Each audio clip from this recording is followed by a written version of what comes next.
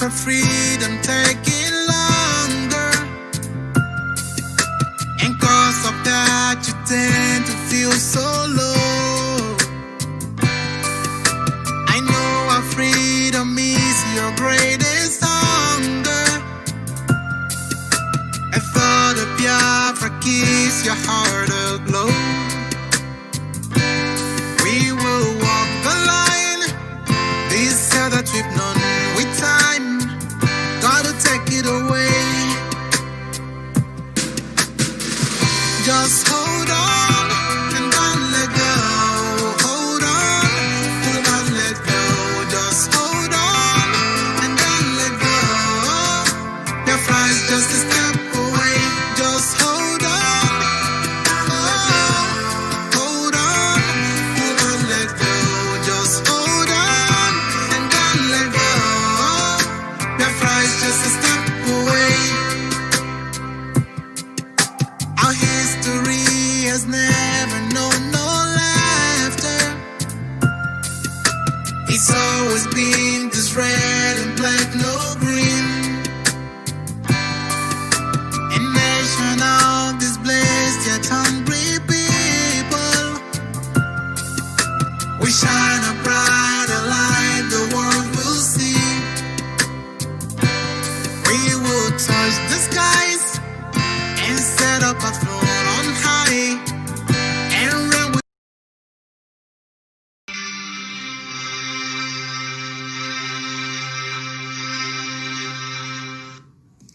Good morning, wonderful people, great Biafrans, wherever you are on the face of this planet Earth.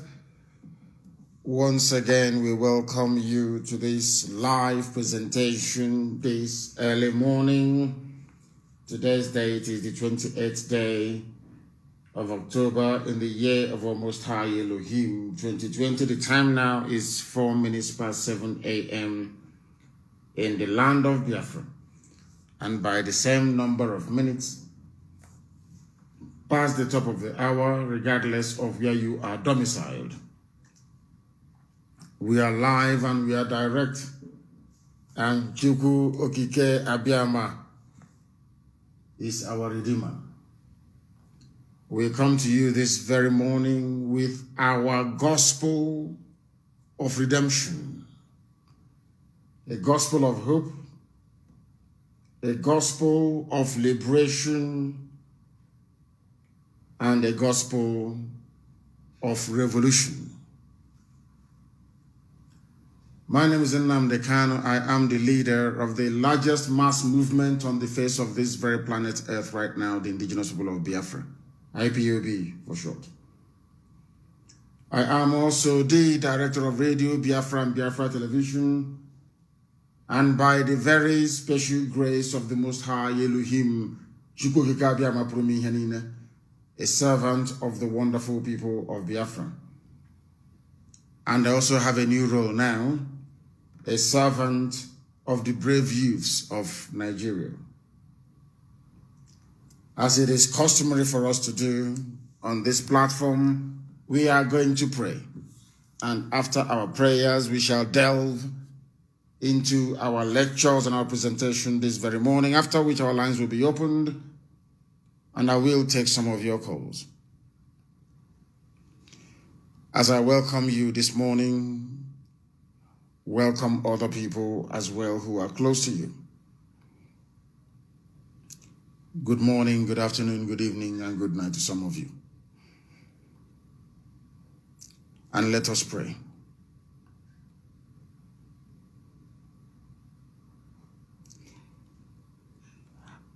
When Yeshua was asked, Rabbi, teach us how to pray,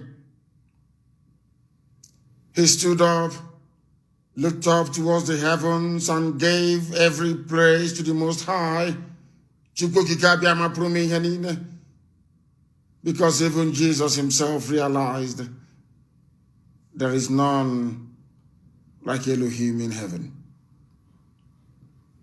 Pray then like this, he said, Our Father who art in heaven, hallowed be thy name. Thy kingdom come, Thy will be done on earth as it is in heaven.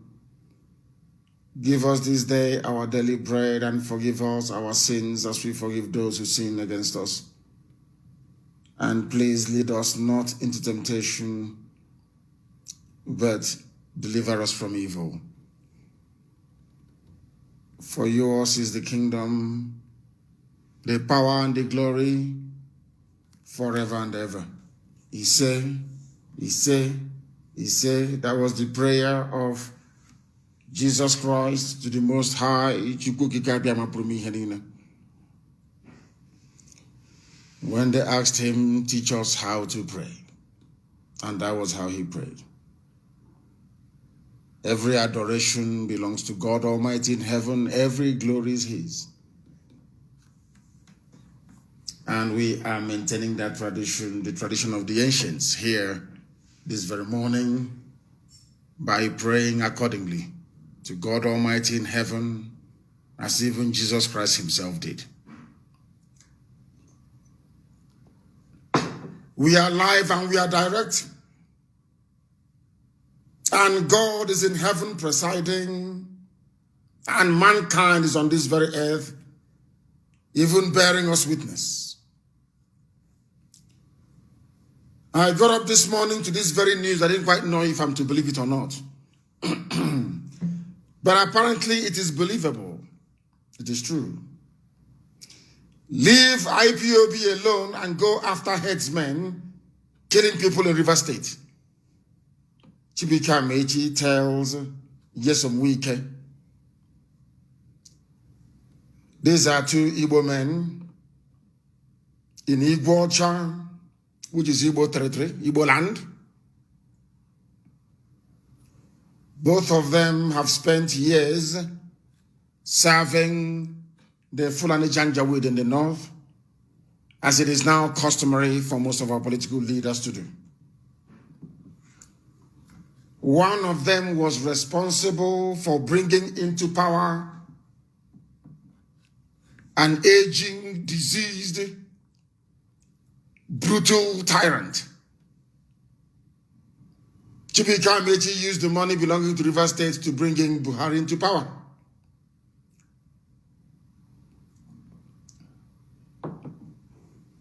The other one, who we are told, was fighting the Fulani Janjaweed by mouth in the open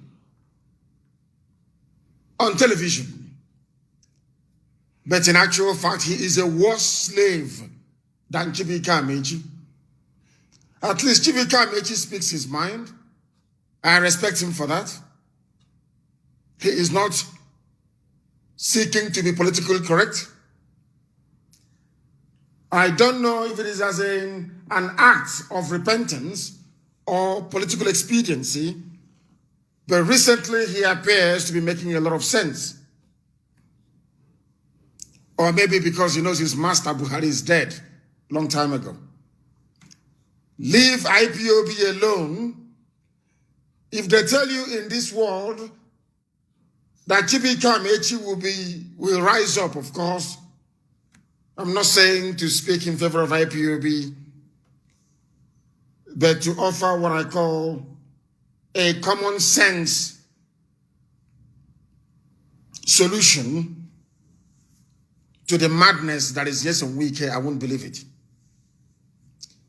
Over the years, we have been on this very platform shredding and letting the whole world know what an evil, terrible beast Chibika Mechi is for financing the campaign of Buhari in 2015 and ever since.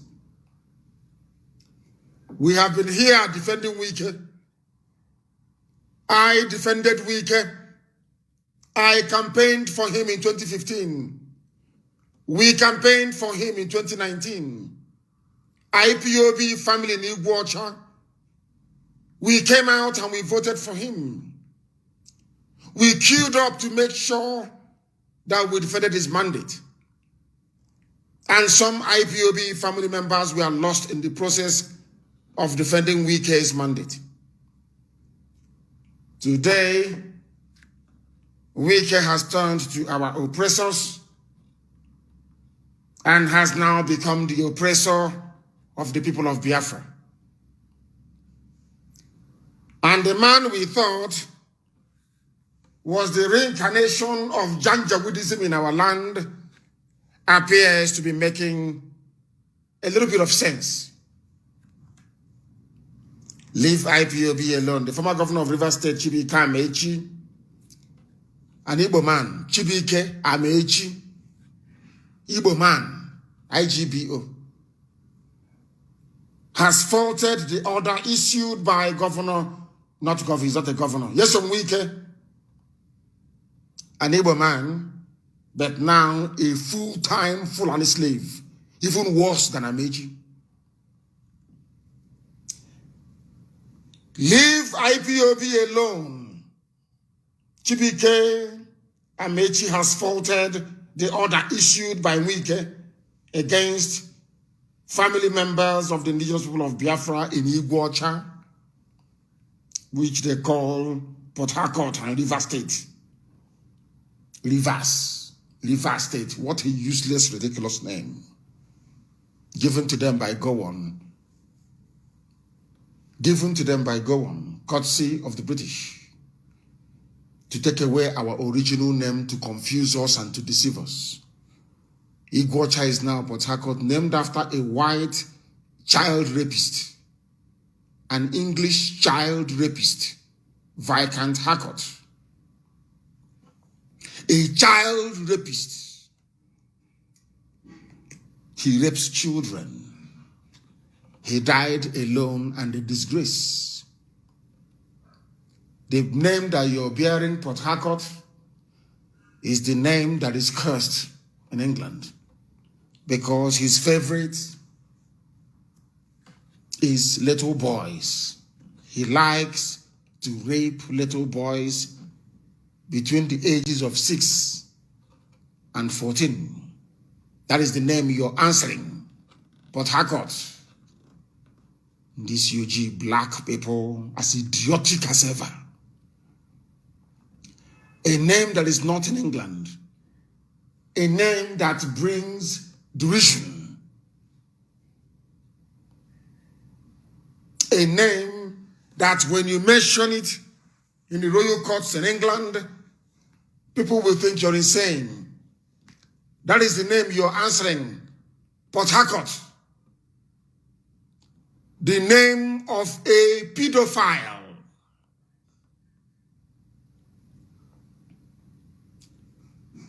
A pedophile, a diseased, a mentally unstable pedophile. That is the name you're answering. Port Harcourt. Rivers. What does it mean in Ogoni language? Nobody knows. What does it mean in Ijaw language? Do you know? What does it mean in Igbo language? Nothing. I hope you're following. Port Harcourt. What is there in a name? You may ask. No wonder they produce one idiotic governor to the other serving the Fulani Janjaweed because of the name they have agreed to answer. The name Rivers was given to you by Gowon on the advice of the British. The name of the place is Iguacha, and as soon as Biafra is restored, that will be the name. Iguacha, that is the name. There is Igwenga, Opobo, and Iguacha, which is Port Harcourt. For your information, if you don't know, go and research it. These are Igbo territories. And so shall it be forever and ever. Fulani can try all they like. You can replace one idiotic governor with another. That is the name he's going to bear. Igwenga will be restored, and Iguacha will be restored. That is the name.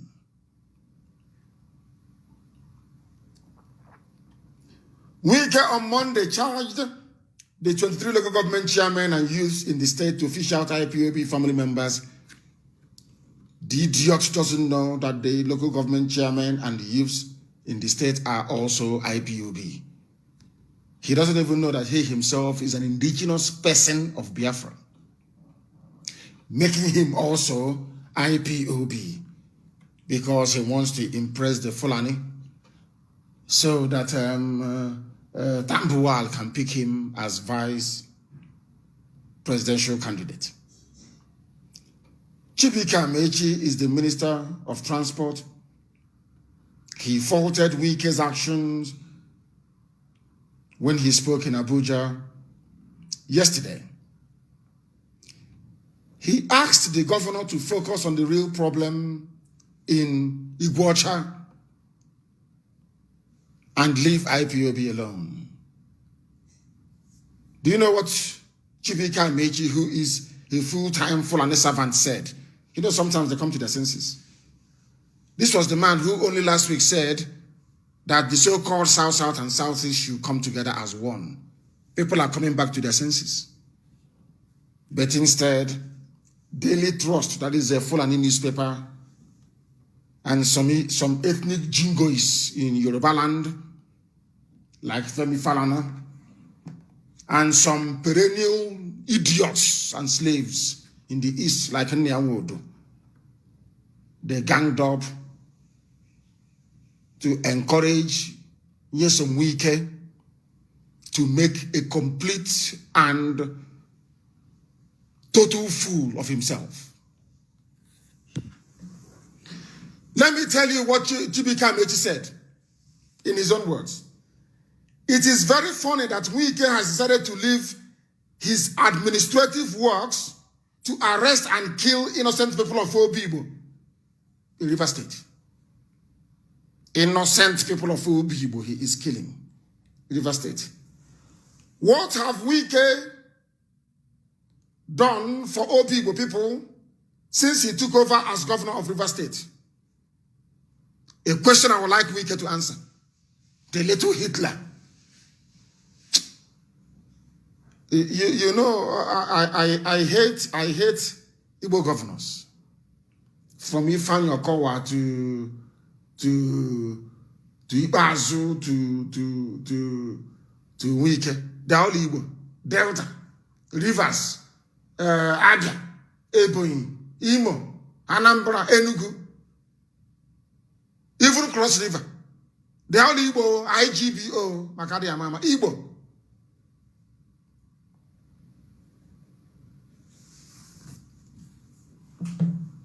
But now, this very day, because of the animosity and the venom in the voice and face of Wike, because Wike wants to bring division into our land,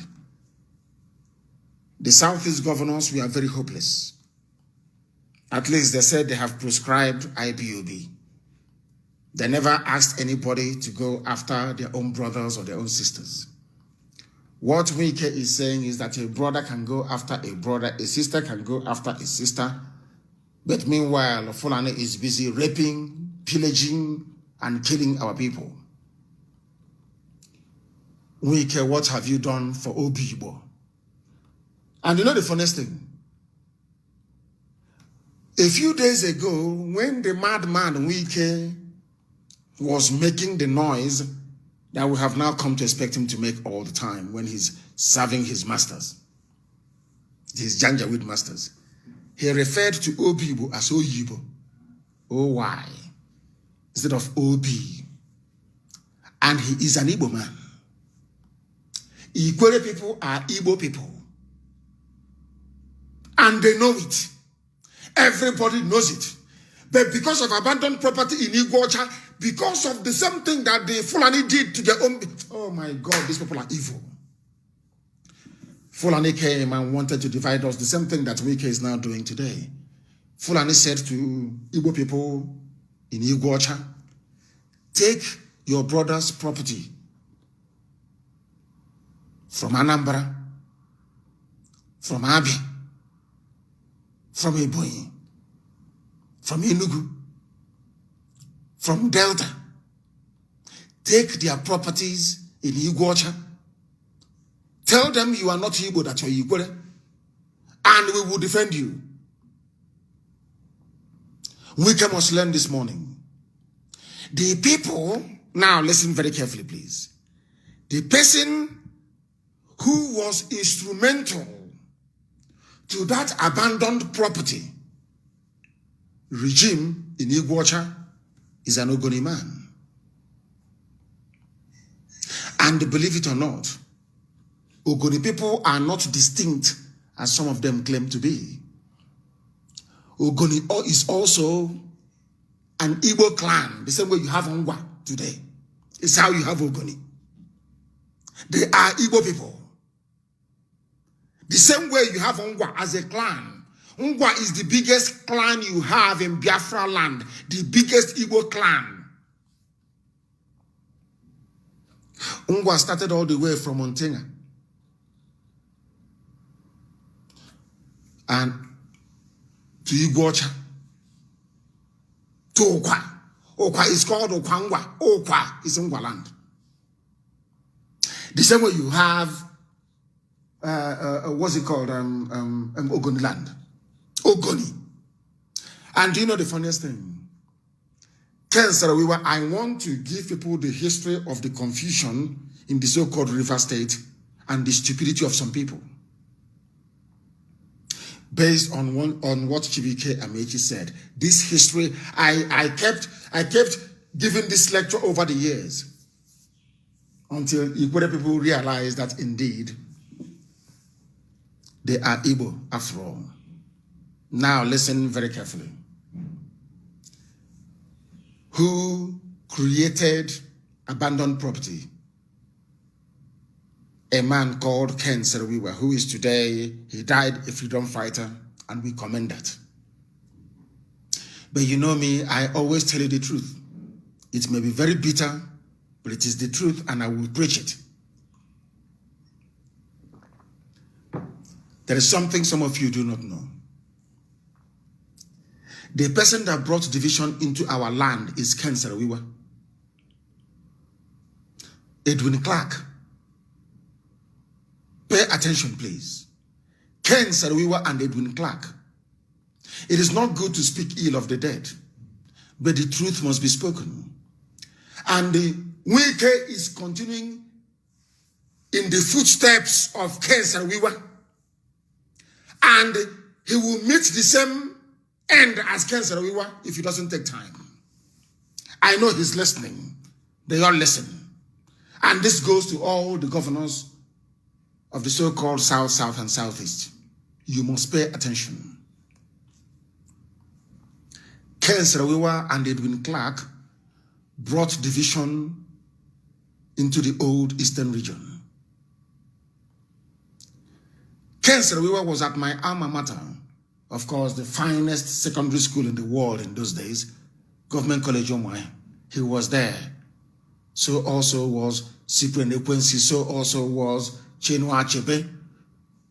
So also was the best result in the history of WAEC or GCE in the whole of West Africa.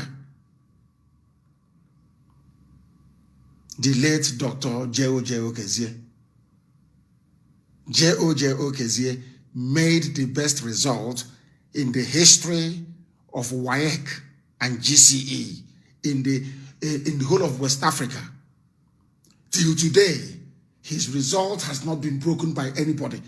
Dr. J.O.J. Okezie from Ibeku, from Obanakata, from my town. All of these brilliant people went to Government College Omaya, including Ken Saro-Wiwa, who also was a very brilliant man, a writer and a poet. He's an artist. And you know me, I have a soft spot for artists. You know, things like somewhere that I love, Reginald Akuchie. If you know him, I grew up with him. Incidentally, he went to Government College Omaya, and we also went to UNN together, University of Nigeria and Soka. People must pay attention this morning. Reginald Akuchie is a better artist than Leonardo da Vinci. He is a better sculptor rather than Botticelli. Reginald Akuchie is the finest artist I have ever seen in my life. I have been to art galleries. I've been to museums. I've seen what others have done. I've seen Rembrandt. I have seen all the beautiful artists you can think of. Reginald Akuchie is a better painter. If you give him the opportunity to paint something like the Sistine Chapel, he will do a better job than Honorati. He went to Government College Omoy. Reginald Akuchie, very, very brilliant artist, but his talent was wasted because he was born in Nigeria. I said he is a better painter than any Italian Renaissance painter you can think of. If you sit down and Reginald Akuchie will paint you, he will paint you, you will be amazed. His talent was wasted. That's by the way. Ken Sarawa was at my school, Government College Omoy. He graduated on a scholarship given to him by the government of Eastern region. And I hope that good people are listening.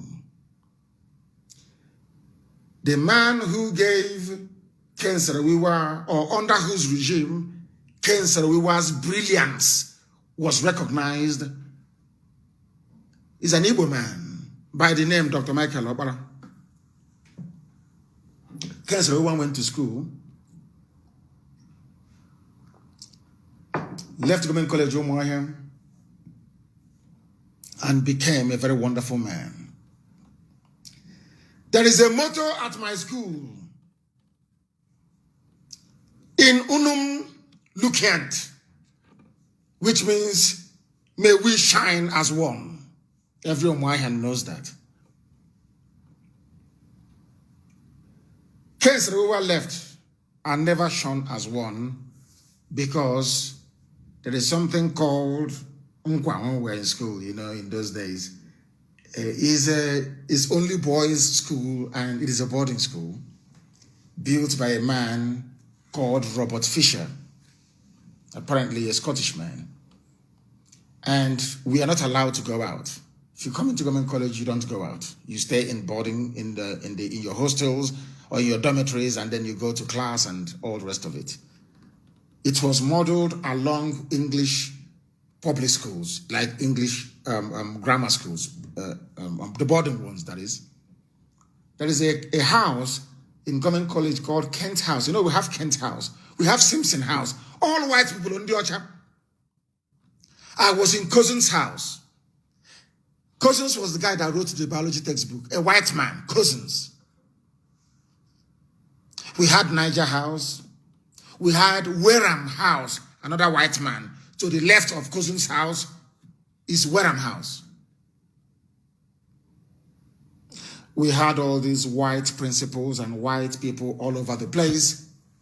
And also, as time went on, Igbo principals and the Ijaw principals. Now listen very carefully. I want to debunk all this nonsense about Igbo, all this rubbish that Wike is now peddling. Anybody who knows or went to Government College, you will know there is a house called a Rekosima house. A Rekosima is an Ijaw man. There were Igbo principals that came to Government College Omoy. But the only person that they named a house after is an Ijaw man, a Rekosima. Are you paying attention? That's during the time of Opara. Everything was done to integrate the East. Is there any house in Government College Omoy named after an Igbo man? No. But there was a house named after a Rekosima. A Rekosima was a principal at Government College Omoy. Ijaw man. And they named the house after him. A house is a dormitory where we stay, a Rekosima. And I used to have a dream. When I used to dream in those days, most of my dreams, I was in cousin's house. Most of my dreams were situated in a Rekosima house. And it never occurred to me that anytime I preach this very gospel, Biafra is almost at our doorstep. Erekosima's son died at Government College Omwa. He was playing cricket. And the cricket, the ball itself hit him on the bad side. You know, in Government College, we played every game. We played cricket, we played every game, just name it in the world. We played it.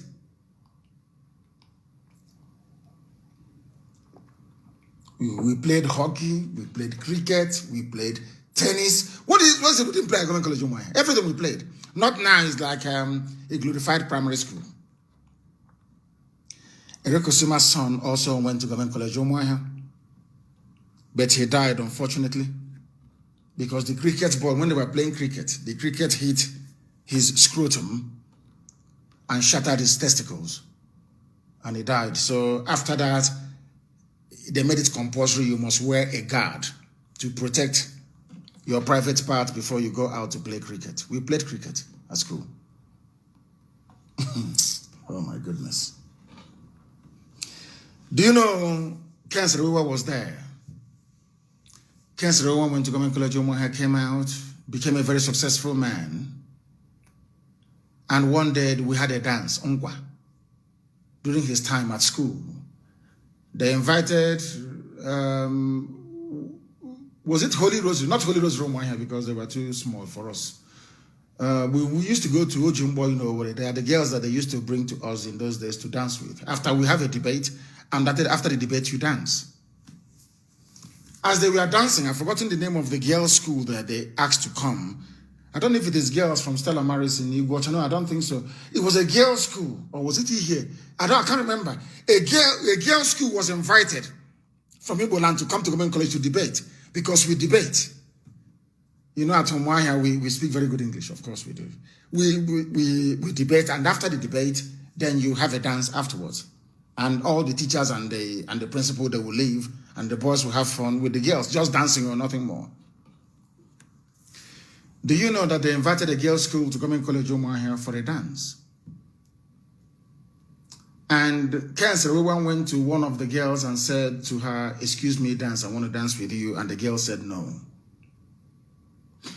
And Ken Serewa immediately thought that the girl said no to him because he is not Igbo.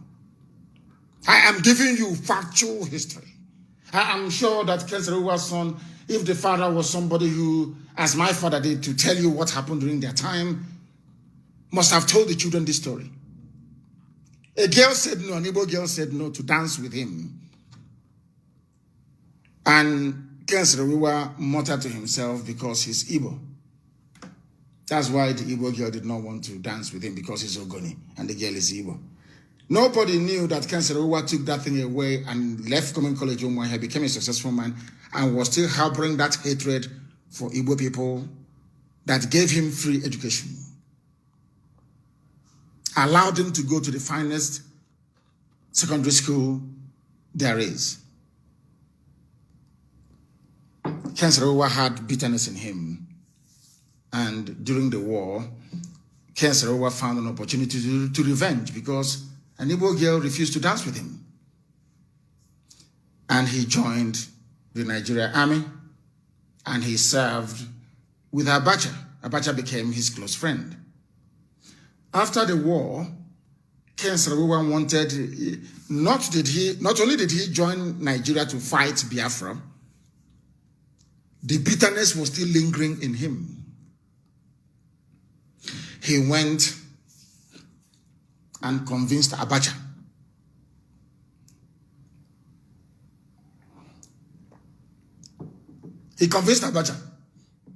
that Igbos should be punished further. Abacha asked him, "What do you want us to do?"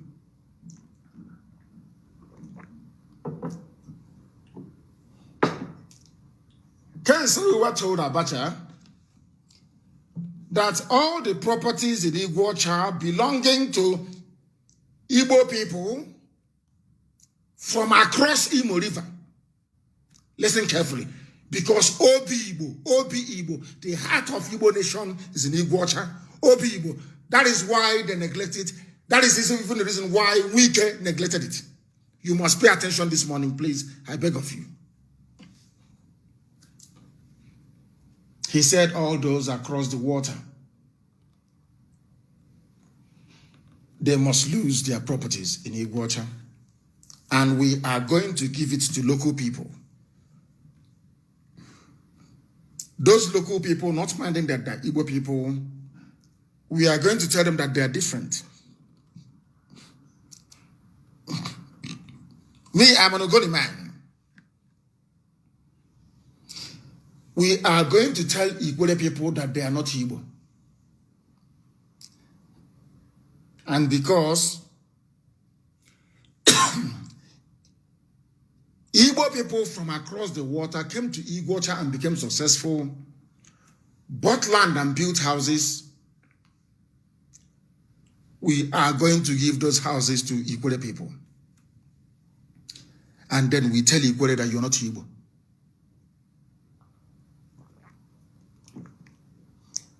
Abacha rang Lagos and asked for approval.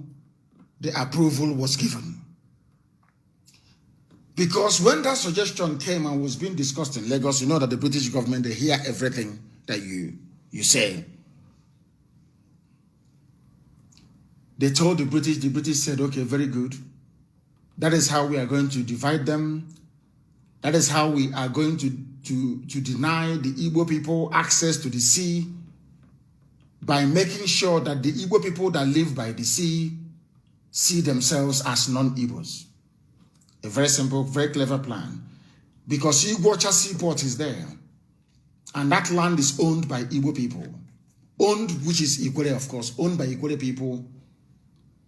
And because of that, in order to deny the wider body of Igbo nation access to the sea, let us tell those that live by the sea that they're not Igbo. They did the same thing in Opobo. And the British said to go on, you can go ahead. It's a very beautiful plan. It's a very good plan. So they can divide us. So the go-ahead came, and Abacha, who was a very good friend of Councillor, we were said to Councillor, well, you can go ahead and implement this. It's fine. It's a very good idea. Now, but in order to make it work, since it is your idea, you are now going to oversee the whole abandoned property project. Councillor Owa spent days and nights touring every community in Iguacha, telling them how they are not Igbo, how Igbo people came and dominated their lives and took over their land and built houses. But meanwhile, he's Ogonio, he's not Igbo, he's not Igbo. He says he's not Igbo. Meanwhile, he doesn't speak Igbo language. The people in Iguacha, they speak Igbo language. They answer Chibike Amechi, which is Igbo. They answer Nyesom Wike, which is Igbo. They answer Odele, which is Igbo. And you know what they call God in Iguacha? Chukwokikabiama. Ikwere call God Chukwokikabiama. I heard it myself. Nobody told me. I was traveling through that area. They told me themselves. Nobody told me. You must pay attention this morning. They said, because wherever a people who are successful are gathered, there's always envy. Ikwere said, okay, from today onwards, we are from Ikwere. We are from Bini. And the Oba of Bini is our brother. We are not Igbo people. We are not Igbo. Although we speak Igbo, we are Igbo speaking, but we are Igbo. Yoruba speaking, but I'm not Yoruba. Does that make sense to you? Councillor Wiwa presided over abandoned property.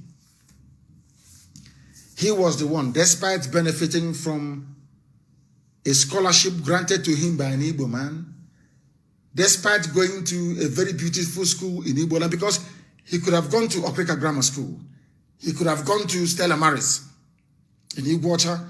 He could have gone to one of those beautiful schools that you had, but he got a scholarship to attend Government College in Omai, Fisher High School,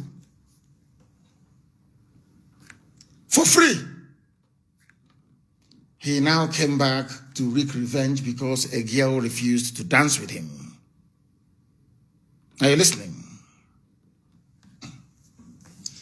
Now, you know Igbo man. If something happens in the north, you know, if there's a riot now in the north, and there are two Igbo businessmen, one of them had his house destroyed, his cars burnt, and maybe a part of his business still surviving. He is desperate for cash. The other businessman, who is Igbo, will come to him and not offer to give him a loan to rebuild his business, but will tell him, please, I want to buy you out. So it is in us. Igbo people accepted and took over all the properties belonging to their own flesh and blood from across the Imo River. That's all. If you are on this side of the Imo River, in Igbo side, they let you keep your property. If you're from Ongwa, going all the way to Hamufu, or to Gekem, you lose your property to your own brother in Iguacha that they named Port Harcourt. That was Kenserowa's plan, which the British endorsed, which Gowon executed. And in Lagos, they tried to do something in some places. As you may recall, when our leader came back, he was fighting for his father's house at Queen's Drive in Ikoyi. I think he got it back eventually. Some people in Yoruba land wanted to play smart. They said, okay, if they're taking their properties in Port Harcourt, we must also take their properties in Lagos. But I want to shock all of you this morning. In the north, where there were predominantly Hausa people, there was no abandoned property. After the war, Igbo people went back to the north, and the Hausa people gave them back the keys to their houses. I want you to pay attention. But in Biafra land, in Igbo land, a particular section of Igbo people, a clan, Ikwere is a clan, the same way Ngwa is a clan, and Ngwa is bigger than Ikwere, the same way that Ogoni is a clan.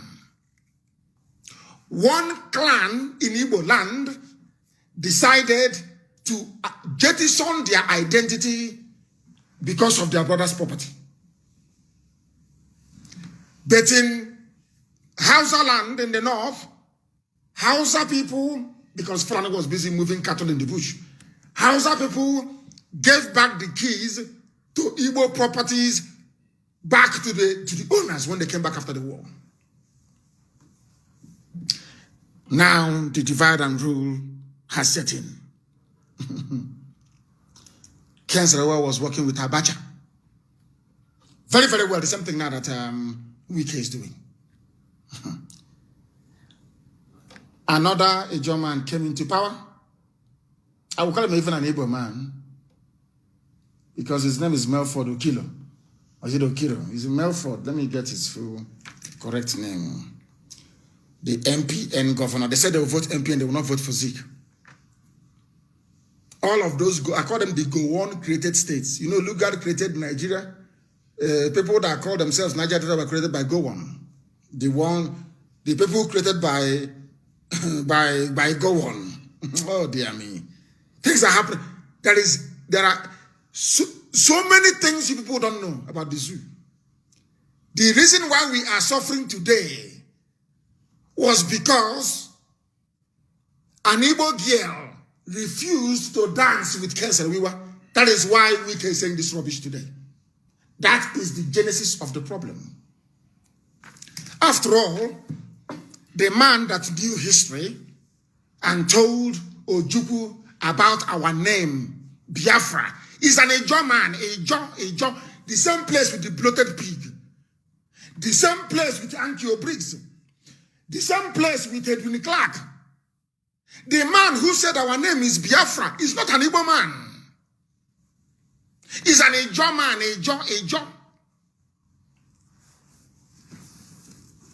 This morning, all of you must pay attention. I don't even know why I'm preaching this very gospel, but I was moved to preach it. That I should preach it. Because of Wike, I want our people to get to the root of the problem. Because of Wike, I want our people to be educated this morning. Education. You all must listen carefully, please. The same man that I told you gave me money when I went to his house in London, the former governor of River State, his name is Melford Okilo. Melford Okilo. Now listen very carefully. Melford Okilo and Okiro, the former IG of police, are all Igbo people. I want them to understand this. And I also want you to know, when I told you about Arochukwu and slavery the other day, I want you to know that most of the people who are Ejo today, Ejo, is either your grandfather or your grandmother is from Arochukwu. If you doubt me, go and ask the pig in the creek. Do you have Arochukwu blood in you? Ask Ankyo Briggs. Ankyo Briggs, do you have Arochukwu blood in you or not? Because you were all sired by our people, captured and taken to the new world as slaves from Arochukwu. Am I lying? Ankyo Briggs, do you have Arochukwu blood in you or not? The pig in the creek, do you have Arochukwu blood in you or not? So when people are telling you rubbish, he's this, he's on this, we are this, I am asking them, you people you were giving birth to by people from Arochukwu, am I lying or not? Yes or no? I want you, some of you with Ankyo Briggs' number, go to her page this morning and inbox her. Please, ma'am, do you be respectful, please? Please, ma'am, ma'am is M-A-A-M. Do you have Arochukwu blood in you? Please answer me yes or no. Some of you that read the nonsense from the imbecilic pig in the creek, ask him a simple question. Do you have Arochukwu blood in you or not? Go and ask Edwin Clark. Edwin Clark, do you have Arochukwu blood in you or not? These are simple questions, they're not difficult. Ask them this morning, and you hear what they will tell you. You'll be shocked. These people they are carrying Arochukwu blood in them. Arochukwu, our spiritual capital, Arochukwu blood is in them. But when you see them talk their nonsense, you pity them. Who made it possible? Another Igbo man, Ken Saruwiwa, Ogoni. Ogoni is a clan in Igbo land. You know, we like being autonomous. People may be saying, but why did they say they're not Igbo? Look at my own place. I come from Afaruku. My father was a traditional ruler of Afaruku. After a while, Hoko Badumuke said they want to answer Enyugu. They want to be autonomous. My father said, okay, no problem, you can go. Before that, the first son of Afaruku is Okulaga. Okulaga is number one. They are the first son of Afaruku, which is the next village, or should I say hamlet, to mine. Okulaga said, we want to be autonomous. And today, Okulaga has an autonomous community inside Afaruku. Maybe in the future, Isiama will also become an autonomous community in Afaruku. Autonomous means leave me alone. The same way that Ogoni is an autonomous clan in Igbo land.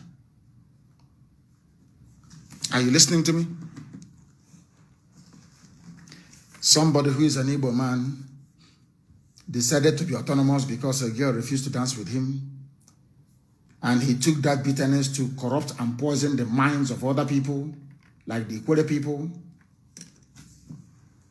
to hate themselves. And they think they are going to enjoy life. Of course not. You don't know God in heaven. No, you can't enjoy. They took their brother's properties in Iguacha. Chief Zetsiobi, one of the richest men you had in those days in Iguacha.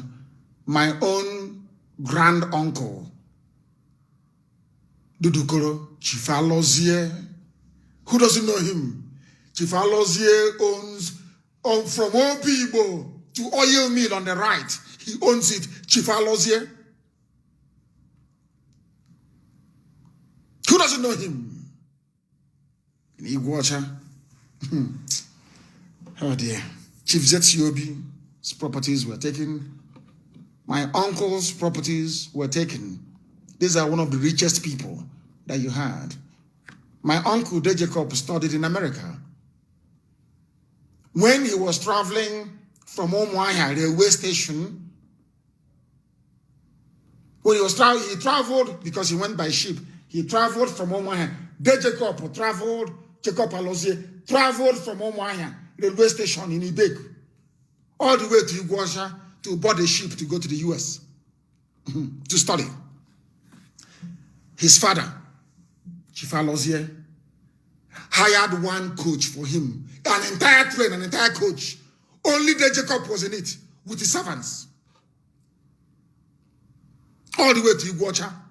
When he came back, when De Jacob came back, women removed their wrappers and laid it on the ground for De Jacob to walk from railway all the way to my compound. Chief Alozie, his properties were taken. Those belonging to prominent men like Chief Zetsiobi were also taken in Iguacha. And most of them died because of it. Do you know what Dalozie used to say, Chief Alozie used to say because he was going to court to try to recover his properties? He said if his properties were taken by Hausa people, he would understand. But he cannot believe that people that took his properties are those that answer Ikoku. And his own brother, Dikoku, just lives across from him. People that answer Igbo names in Ikwere land took properties belonging to their fellow brothers. Are you listening? I want to tell you where Wike is coming from. Kensarawiwa did all of these things, and Ogoni land was not developed. You know, God is miraculous. That is why they are suffering today. Ogoni land is suffering today because of the betrayal that was brought into our land by Kensarawiwa. God is a God of vengeance. And Ogoni land can never be developed unless Biafra comes. They can never. Ogoni can never see development until Biafra comes. Never. After that, after many years, Kensarawiwa now discovered, let me take water please.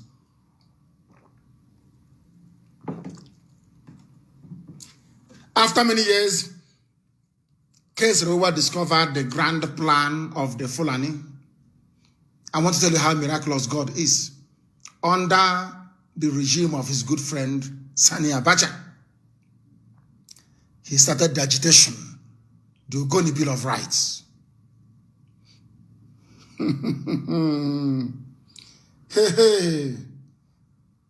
Abacha called him on the phone. I said, my friend, what are you doing? He said, Ogoni land is not developed. We are marginalized. We are backwards. Abacha said, okay, and put the phone down and ordered for his arrest. He was arrested in Iguacha, put in prison, and tried. Before he was executed, He said he wants to speak to his friend Abacha. Again, he called Abacha. You know what Abacha said to him?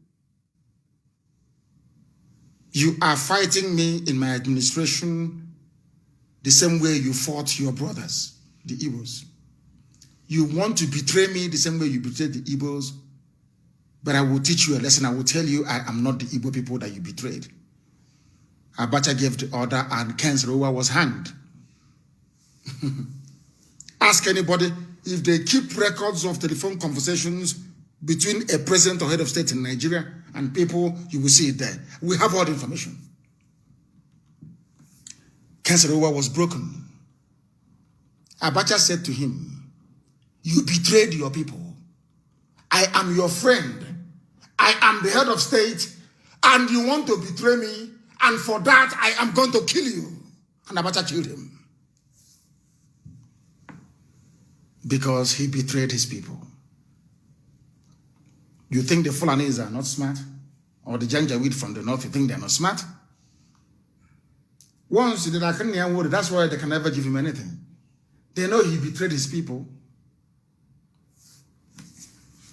It was the person that gave the go-ahead for abandoned property to be seized or to come into existence, so to speak. The person that Ken Saro-Wiwa went to and said, my friend, let us take properties from Igbo people in Igbo land. You know, it's an abomination. Before God is an abomination. Go and read your Bible, Old Testament. An abomination before God. To take a property belonging to your brother. Land is an abomination. Is Ogoni land developed today? They are my brothers, yes. And my sisters, yeah. But I tell you the truth. Is Ogoni land developed here? I'm asking you.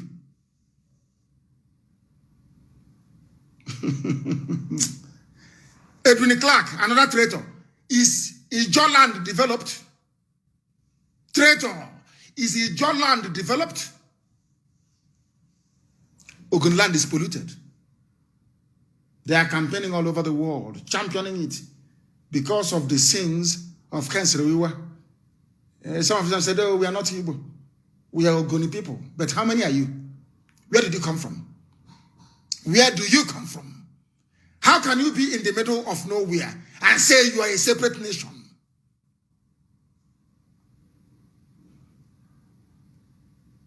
And his name is Ken Wewa, Wa-Ewa, the child of Ewa.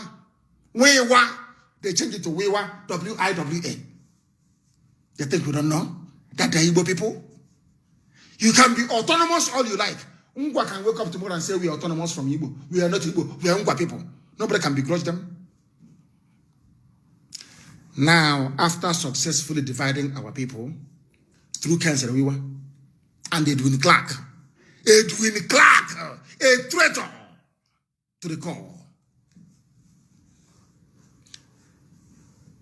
He's an old man and I wish him more years to live, but I want him to be honest and come out to let him confess. The same thing today that Wike is doing. Wike, the same people that encouraged Ken Saro-Wiwa to divide Igbo land, which is Biafra, they were also the same people that killed him.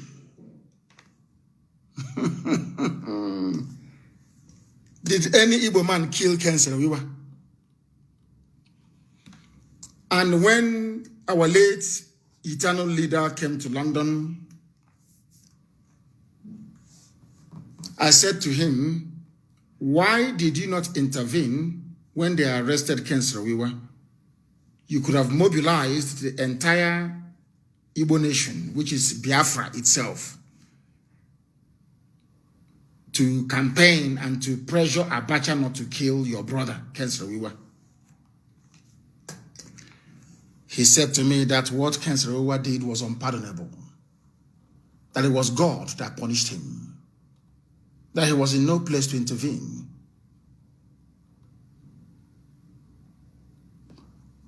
Ojukwu told me this in London. There were many of us there. Ojukwu came to London then with Peter Obi, Chekwas Okorie, Victor Me. Victor Me then was an ordinary treasurer in Abga. We went to buy them clothes at Oxford Street. Victor Me, did you come to England with any clothes? Did we not go to buy you clothes, myself and Ifani Negu, and Samume? And what's his name? Chinedu. What's Chinedu's surname again? Forgotten. Ask Peter Obi now. Ask him. He will tell you. Was I not the one that paid for Juko's accommodation at Millennium Hotel with my credit card? Oh dear. At Kensington, that's where we were. Kensington, London. We found him accommodation elsewhere, not in the same hotel with our eternal leader. Oh, you people, you have all forgotten. Did I run to Peter Obi and ask him for money when he became governor? Mad people everywhere. As I was saying, Ojukwu said he couldn't have intervened because it was God's will. That the same person, not even people, the individual that Saruwan went to ask, do I have, please give me permission to take Igbo people's properties in Iguacha? Let me convince Igbo that they are not Igbo. The person he went to, the man that gave the permission said, okay, go ahead, was the man that killed him. I want Wike to learn that we have history on our side. You cannot divide our people. You cannot ask a Biafran to go and hunt a Biafran for you. You can't divide us. There was a man that tried to divide us. Today that man is dead. Not by natural causes, killed by the same people that he was seeking to please through the division of the sacred land of Biafra. Wike, you are going to die disgracefully. Anybody who tries to divide a land that God ordained must exist will die a miserable death. Have you asked yourself why Ijaw land is not developed?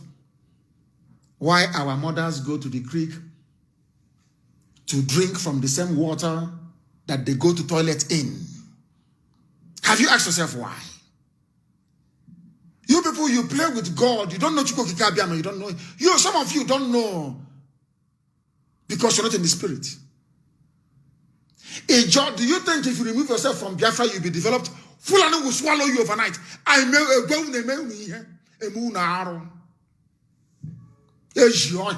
want you to understand this. That is why you are not developed and can never be developed in this world. Never, ever, ever. For betraying Biafra. Is Akwa Ibom doing well? Simple question. The reason why Akwa Ibom is doing well is because of Philip Effiong. God had mercy and said, because of Philip Effiong, I will leave you alone. All of you that said, we are not Biafra, I'm not Igbo. Are you doing well today? Are you better off than Anambra, Imo, Abia, Enugu, Ebonyi? Are you better than them? Simple. You think you can divide the people of God? God will strike you dead. You can. Nobody can do it. No human being can do it. Let me tell you. Your name is Nyesom Wike Waike. Because we are known by who our fathers are. His name is Ken Wewa N-W-A-I-W-A Wa. The same way you have Wachuku, they change it to Wachuku W-A. The same family. Wachuku W-A. Wike is, they took away the N. Wa-Ike, he took away the N. So they will sound, they will say, I'm not Igbo. Wa-Ike is his name. He took away the N, took away the A, and said it's Wike, W-I-K-E. The name of the foremost Ogoni freedom fighter is Ken Wa-Iwa. They took away the N, as we did, took away the A. It is now Wiwa, W-I-W-A. To hide their Igbo identity. The same thing that Ken Sarawiwa did with the same surname, or should I say with the same alphabets in the surname. Waike is N-W-A-I-K-E. Wenwa is N-W-A-I-W-A. What Ken Sarawiwa did, Wike is now doing. Wike, they took off the N and the A. You now have Wike, W-I-K-E. Wenwa took off the N and the A, and is now Wewa, W-I-W-A. And two of them are going to meet the same end. Wike, I am laying a curse on you that you may know that God Almighty sent me. The same way Fulani rejected Ken Sarawiwa at the right time and killed him, so shall they do to you if we don't get you first. Wike, I want you to understand the reason why I hate you now more than anybody else in the world. Do you know why I despise you now? Because you are trying to divide the children of God. Ken Sarawiwa tried it and was killed. Anybody who tries it will die. If you try it, you will die. Ken Sarawiwa is Wa-Ewa, that's his name. Wewa, N-W-A-I-W-A. Wa-Ewa, the son of Ewa. They called it Wen or Wiwa. Wachuku became Wachuku.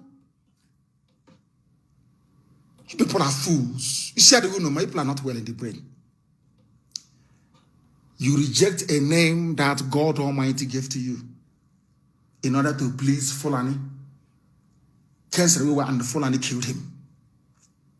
Wike, you are renaming the name of, as I told you, Okilo, Mefad Okilo. They're the ones, Urumu Allah, Urumu Krushi, Urumu Adolu, Omo Adaolu, the children of the only surviving daughter. When they came from Arochukwu, they took everybody into slavery. Only one woman survived. Only one survived. And she gave birth to children. They named the place Omo Adaolu, the children of the only daughter. The land of God. And you idiots want to divide it. The land of God itself. You want to divide the children of God to allow uncircumcised vandals to come in to possess a land that God gave to our ancestors. Omo Adaolu, the children of the only surviving daughter. Adaolu, the only daughter they had. Why do you think I said that Iguacha will be the capital of Biafra land? But of course now Igbo is making a very strong case for it. Did we ever know that Igbo land started from that even Benin City itself? We never knew. Because God said, I will, when the time comes, if you come back to me after our 2015 atonement prayer, if you abandon every other God, including the one the white man brought to you, and face me, and only me, then unubomu chineke Nwachukwu. Nobody answers why Jesus, where we come from. Do you answer why Jesus? I'm asking you a question. Or why Muhammad? Is that your name? Is your name why Muhammad or why Jesus? You answer Nwachukwu, the Son of God of heaven and earth. This is maybe. In 2015, I prayed, and I'll release that very clip today. Listen to it. All of you claiming you're from Niger Delta, listen to that. God said, anytime you come back to me, I will bring all of you back together again from where you come from, including Igodomi land. I will teach you in the spirit the history of Oba and Idu. That place is Idu land. Idu land. They call it Idu.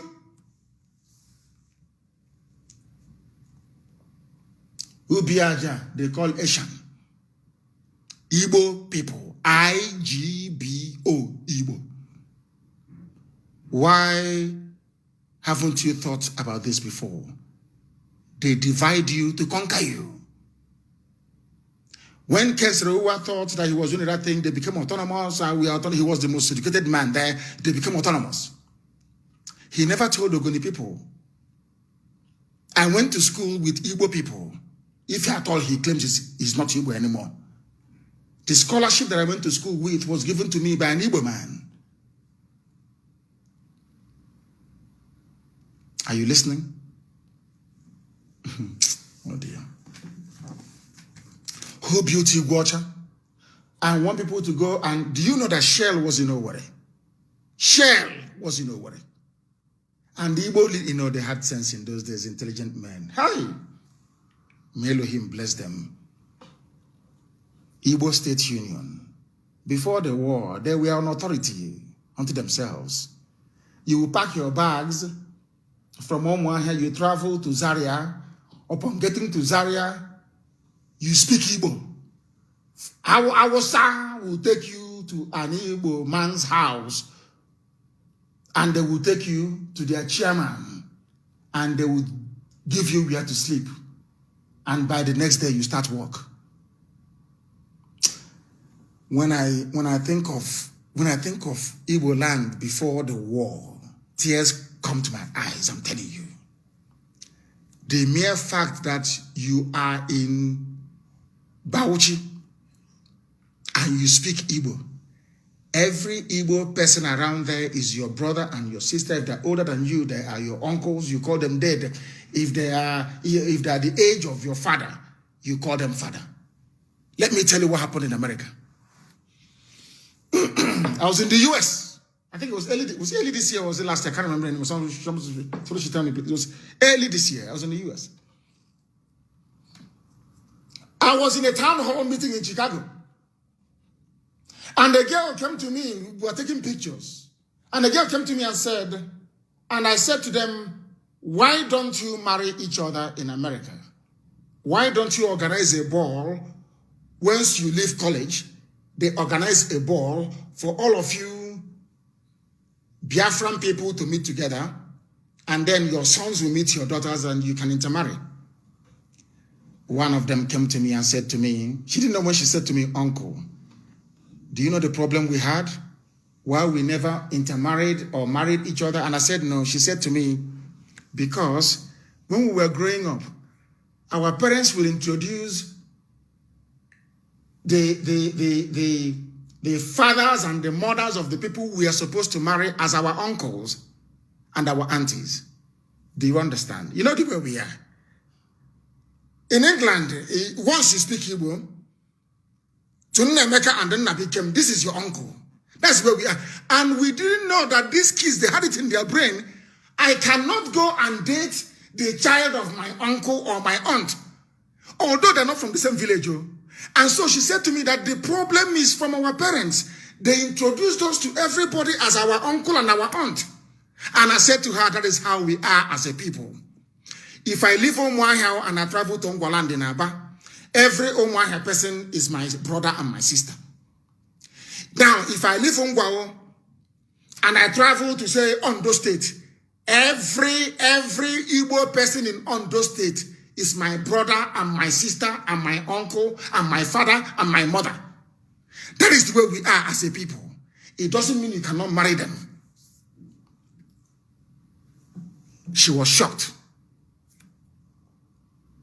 And yes, that is what we do. If you see somebody in those, I remember my own aunt, Doka Modo, married in Mbise when my younger brother was born.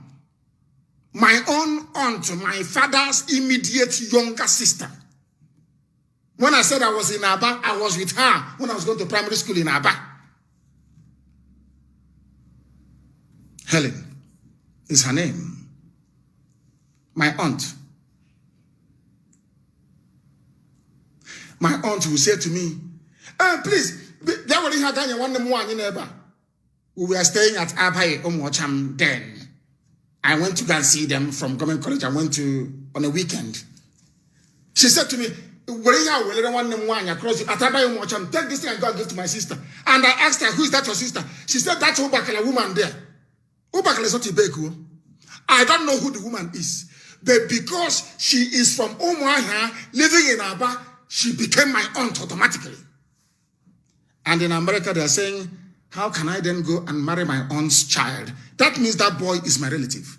So they saw all of that. The reason why we don't intermarry in America or marry each other as much as we should is because we see everybody as one family. This is what Nwike is trying to bring division into. This was what Ken Saro-Wiwa tried and failed and lost his life in the process. Have you seen Jews? Anywhere you go to, they say, oh, they cooperate, they're always together, they live together, they do this together. And the only thing is that they marry one another. We don't. We do not marry one another. We don't marry each other. We need to marry each other.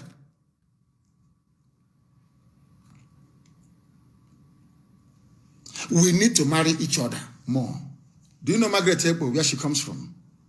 The one that they named Calabar Airport after. Margaret Ekpo is from Nnewi, but she married a man, an Efik man. Ekpo. Are you aware of that? The regard I have for P2B is because the wife is from Cross River State. We need to intermarry more. We are all one people. It's just like somebody from Samaria marrying somebody from Judea. The language may be different. Some of you do not know that in Israel, you have many languages. Do you know that? The same way you have Ogoni in our, you have a zone or Kolokoma, as they say, you have a Fik language, you have a Bibio. Do you know that even in Israel, one people created, they all descended from Jacob. They have now, listen, people don't know anything. Oh. They have Hebrew. They have Yiddish. Are you aware of that? There's a language called Yiddish. They have the Hebrew language. They have Yiddish. And for some of you saying, oh, but in Bini, they speak a different language. Now let me shock you. I want to surprise all of you. Do you know that Hebrew language is new? It was written by one man. I've forgotten his name. Go and Google it. Hebrew language was written to unite all the dialects of the ancient tribes of Israel. Do you know that in those days, somebody who is from Judea spoke a different language from somebody who is from Samaria? Are you aware of that? But they are all Israelites. Are you aware? Are you aware? I'm asking you. So having different languages, maybe from Benin to Ogoja, from Ogoja to Oron, doesn't mean you are not one people.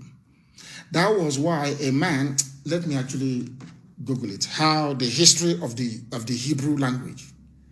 Because there is a language also called Aramaic that they spoke when Jesus was on earth. Aramaic, they have Hebrew, they have Yiddish. Let me see if I can actually do it myself.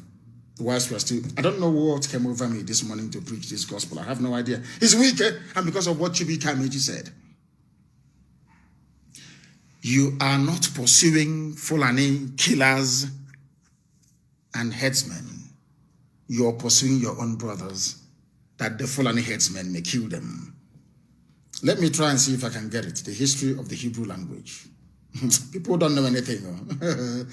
The history of Hebrew language. Hebrew language. Yes, I think the man's name is Angel Sainz Badilos. Let me also check place to make sure that a man created it, joining all the languages.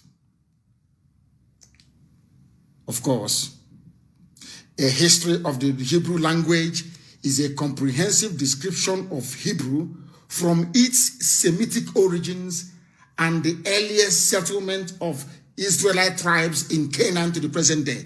What the man did was to bring all, his name is Angel Signs Badilos, I think it is. A history of the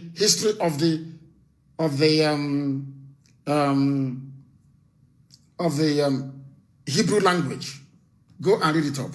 You will see it. One man created it. One man created the Hebrew language. What he did is to avoid trouble. Somebody was asking me, if you get Biafra, what language are you going to speak? And I said, when we get Biafra, we are going to get a panel of linguists from every clan, from every tribe, from every dialect. They will sit down, we lock them up somewhere until they produce a lingua franca. The same way the Hebrew language was produced to cater for everybody that sees himself as a Jew, as an Israelite.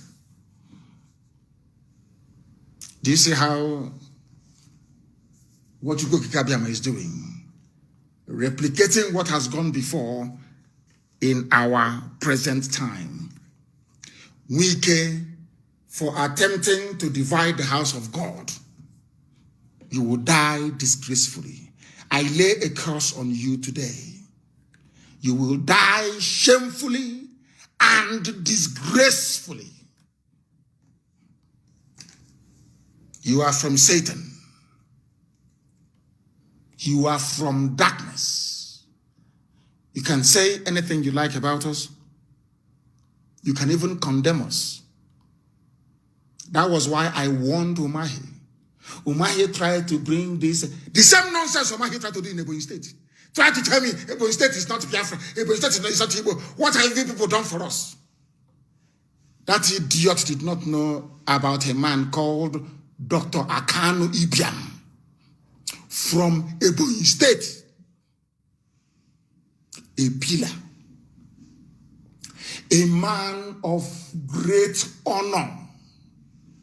May his soul continue to rest in peace. A man of immense honor from Ebonyi State. A great scholar. Him and John Lennon were the people that returned their whatever rubbish from the Queen of England because of the war, because of how Britain treated Biafra from Ebonyi State. And I asked Umahi this morning, go and read the history of Dr. Kanu and emulate him. That one day we are all going to die. One day when you leave, people will sing your praises the same way we are singing the praises of Kanu today. It's from Ebonyi State. But you see, Wike is a dead man walking. Dead man walking. I didn't want to teach this history today. But you see that Asian here in the creek. With Arochukwu blood in him. Arochukwu. He doesn't know the meaning of the word Arochukwu. The children of God, the worshippers of God, the house of Levi that we have. Those created to worship God. Arochukwu. You have the blood of Arochukwu in you. Ankyo Briggs, you have the blood of Arochukwu in you, the children of God. And you're telling me I'm ladhood like garbage. Ndara. Anyway, you are imbecilic. What do you know? Ndara. Ask them all.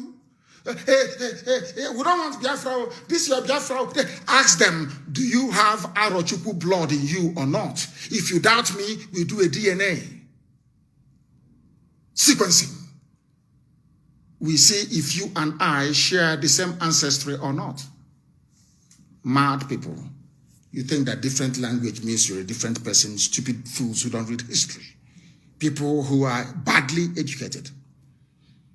In Israel, in the land of God, there's Aramaic, there's Hebrew, there's Yiddish, and in fact, let me ask them how many ancient languages did they speak in Israel? How many, Google it, how many Semitic languages did they speak in Israel? Oh, people don't know anything. Then I you want to come and debate people who are learned. Huh? How many Semitic languages are there in Israel? Did they speak in Israel? Mad people everywhere. Ndiara. When they think I will just come out one day and start saying what we do not know. What we do not know. How many languages are there? I ask you. In the Levant region, that is the name is Levant. Levant, not Middle East. You know Britain? It was Britain that named the Middle East. And Asia, they named them Far East. So you will not know your history. Once they use that layer to cover you, River State, your history is forgotten. You no longer know who you are. Your name is Igwacha. And the name you're answering is a name that is cursed. Port Harcourt is a cursed name. Cursed name. If you do not know. That is why there can be no development in that part. Go to Bayelsa. Is there any development? Apart from what the last governor did or tried to do, is there any development? Are people meaningfully employed? The answer is no. We cannot allow anybody to divide us. We are the children of the Most High. I'm now going to. I'm very, very sorry. I only wanted. I wanted to analyze a lot of news items we are seeing today, and I'll just go through them very briefly, please. But if Chibika Mechi can be talking sense, I hope he's not playing politics. So, if he's talking sense, asking for the unity of the South and Southeast, saying we can leave IPOB, and what have you done for Obibo? Oh, I don't know. We watch and we wait and we see. The army. Do you know? I can't. The army is denying shooting people at Lekki. They are now saying that Sanwo-Olu did it. Zoological Republic, the zoo. All in an effort. Tinubu went to Sanwo-Olu to say, my boy, I put you in government house. You have to take the fall. That was what Ambode refused to do. That was why they removed him. My boy, I want to be the president of Nigeria in 2023. You have to accept, please, that you ordered the shooting. And that you also gave the order for the cameras to be removed from the toll gate. Once you agree, I will look after you. Don't worry. You may be held responsible now, but later, when I become the president, I'll take care of you. That's what they're now negotiating. That was why the army came out to say it was Sanwo-Olu that actually did the shooting and not them. Because you know, if you say it was the army that did the shooting, you know the order came from Tinubu because he is the national leader of APC. And they said the zoo have started now to pay 30, or they are claiming to be paying 30,000 naira. What is 30,000 naira? Maybe a bag of rice and 1 carton of Indomie and a carton of tomatoes if you're lucky. And then maybe a basket of onions. You eat that for maybe about 2-3 weeks and you're hungry once again. They're paying you, instead of them to create an enabling environment for the economy to thrive so you can be meaningfully employed and earn a decent wage, Alamajiri style, Rankadede. They're paying you 30,000 like amnesty. So you go and be doing Rankadede. Please give us 30,000 now. Please.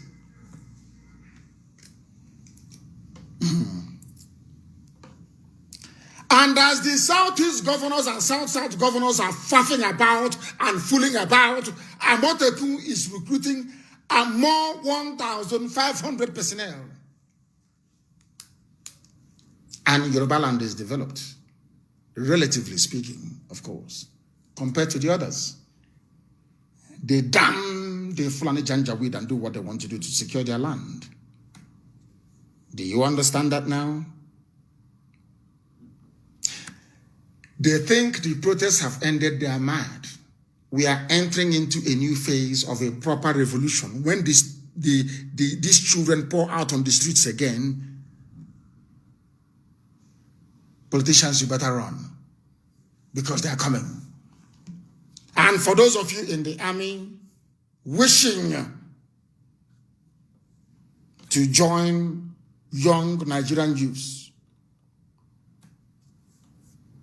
leave the army. The number is there. Call it and leave the army and come and join Nigerian youths to create a new society.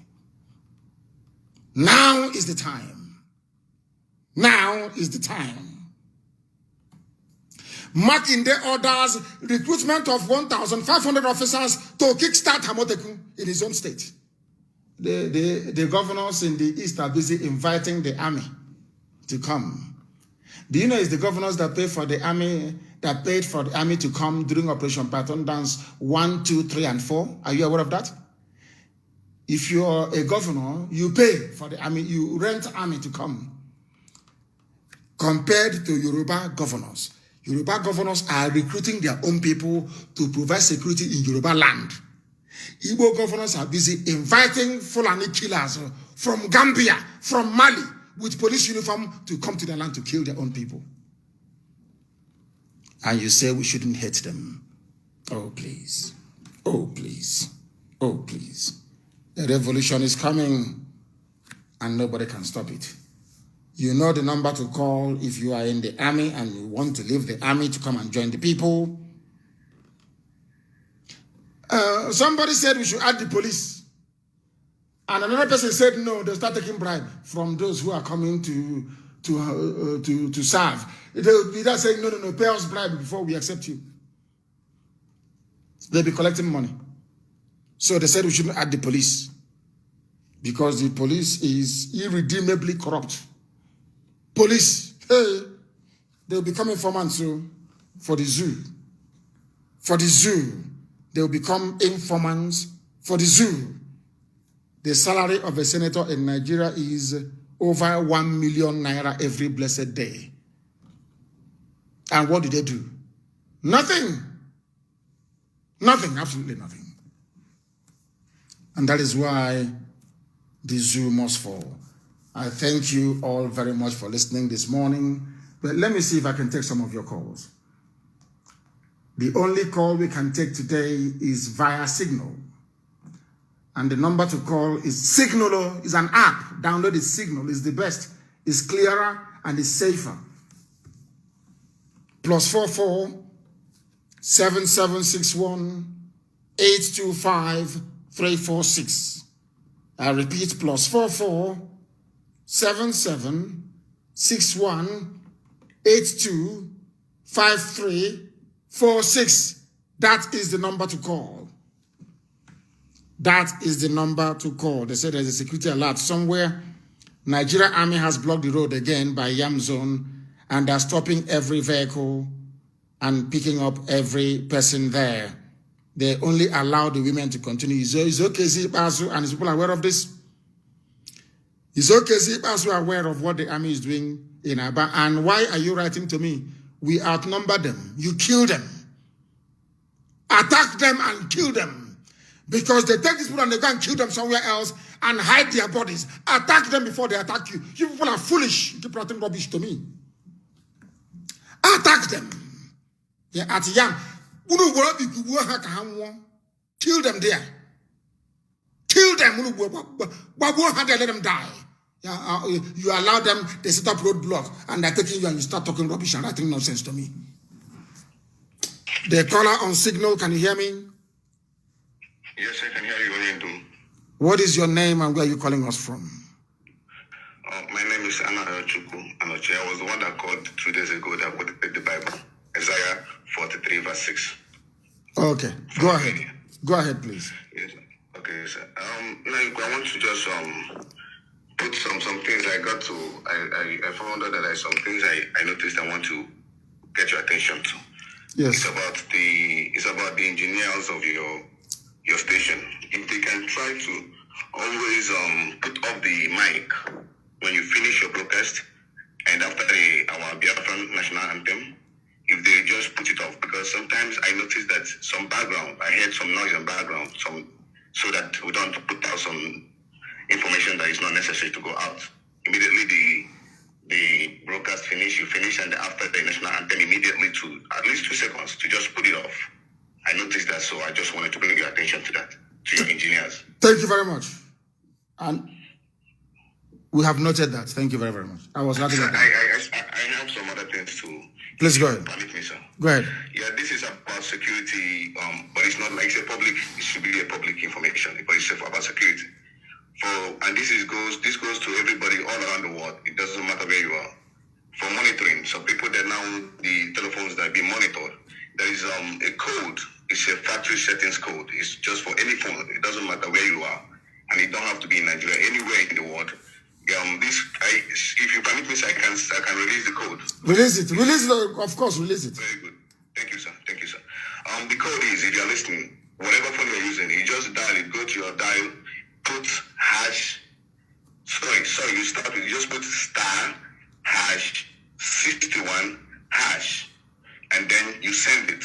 This is to confirm if your telephone calls is being forwarded, that is being monitored and being listened to. If you confirm it, this is the number to do the code to confirm it. You just check it like star, hash, 61, hash, and then send. It will show a message on your phone screen and tell you if your phone is being monitored or is being listened to. And what I'm doing it now. You say is star, hash, 61, hash, then send. I'm sending it now. Let me see what happens. MMI code started. It says call forwarding when no reply. Your voice is my phone is not being tapped now. My voice is not being forwarded. My data is not being forwarded. My fax is not forwarded. My SMS is not forwarded. My sync is not forwarded. My async is not forwarded. My packet is not forwarded. The pad is not forwarded, which means this very phone I'm using is not being hacked. Nobody is listening to it. You're correct. If you do it, if you put it in your phone, everybody, those of you in Biafra land, please do this. Star, hash, 61, hash. A message pops up. Anything here that is forwarded elsewhere, please discard that phone and go and get a new phone. They have your IMEI number. They track you through IMEI. Before they arrest you in the zoo, they track you through the IMEI number. Any phone that has IMEI number is trackable. And how do you stop them from tracking you? Ask yourself, how can I stop the zoo from tracking me? The only way you can stop them from tracking you is not to make a call over your phone. That is number one. And number two, please, once you get a phone, make sure that your WhatsApp and your Signal number is not the same number as the SIM card inside your phone. Make sure it is not the same SIM card. Let's say that your number ends with +234 946 871 420, for instance. That is the SIM card you are using to buy data. There's one in your phone. Your WhatsApp number must not be this number. It should be another number. You can get and make sure that the number, the SIM card you're using inside your phone, as much as possible, try to make it not to be your own. Don't register it in your name. And make sure that the other number that you're also using as your WhatsApp is not registered in your name. Some of you can do exchanges, swap it around, so that the number of your WhatsApp, the number of your Signal is not the same number that you have inside your phone. If you make calls via your phone and you call direct, you dial direct to speak to somebody, they will track you using the IMEI number of your phone, which is the unique number to every mobile phone in the world. But if you resist the temptation of calling direct and call only via social media, and especially not Skype, Skype is not encrypted. You have to call through Signal, Telegram, and WhatsApp. Only use those for your calls. Once you do it, you have bypassed them. They can no longer track you. They can no longer come to your house to arrest you, because they only come to your house to arrest you Because once an informant will sue me, once an informant gives them your number, say if you call this number, you will get to Okechukwu. What they do is that they put that in their computer, in their laptop, and they track, they now start looking for the nearest tower to that very person. Once they find the tower, they can now narrow down to your house and they arrest you. But if they only have your WhatsApp line, and that WhatsApp line is not in a SIM card in any phone anywhere, they can never ever get you, not in a trillion years. If somebody asks you, oh, please, can I call you? Give me your number. You give them your WhatsApp number. You give them your Signal number. You give them your Telegram number, which is not the same number on your phone. And your Signal number, your WhatsApp number, your Telegram number can be the same number. It doesn't matter. It can be the same number. That is how you minimize tracking. And that is how you minimize them coming to arrest you in the middle of the night. And if you see the army arresting anybody, you raise the alarm, block the road so they cannot leave that day. Now you say that Yam Junction arresting innocent young people, block every exit, block it and start shouting that they must bring them down. They'll release them. But if they take them and you keep quiet, they will continue. So you don't know? Stop writing rubbish to me. You see them arresting people, you attack them to make them to stop. And I don't want anybody to be arrested from Yam Zone today. Go there, please, and make sure that those people are released. Attack them and kill them. And if they do not release them, start the burning of police stations again. Start it. That's any language you understand. Chinedu, can you hear me? Yes, good morning, Mazi. Good morning to you. And where are you calling from? I am calling from Iguacha. What is happening there today? What is happening there today? Mazi, there was a little rainfall and we are okay. We are okay here. I want to comment on the lecture you just gave to us now. I am very, very happy. We keep straightening you for the enlightenment and for the good things you've been doing for us. Yes, I thought that the only people that are illiterate are those that did not go to school. But I just came. Yes, sir. Go ahead, Mr. Ben. I thought that the illiterates we have in Nigeria, I thought they are the only ones that didn't go to school. But I didn't know that Nigeria, nothing much. We are okay here. No, you are listening. How can you be responding to me via the radio? You are listening to me. I'm talking to you on the phone.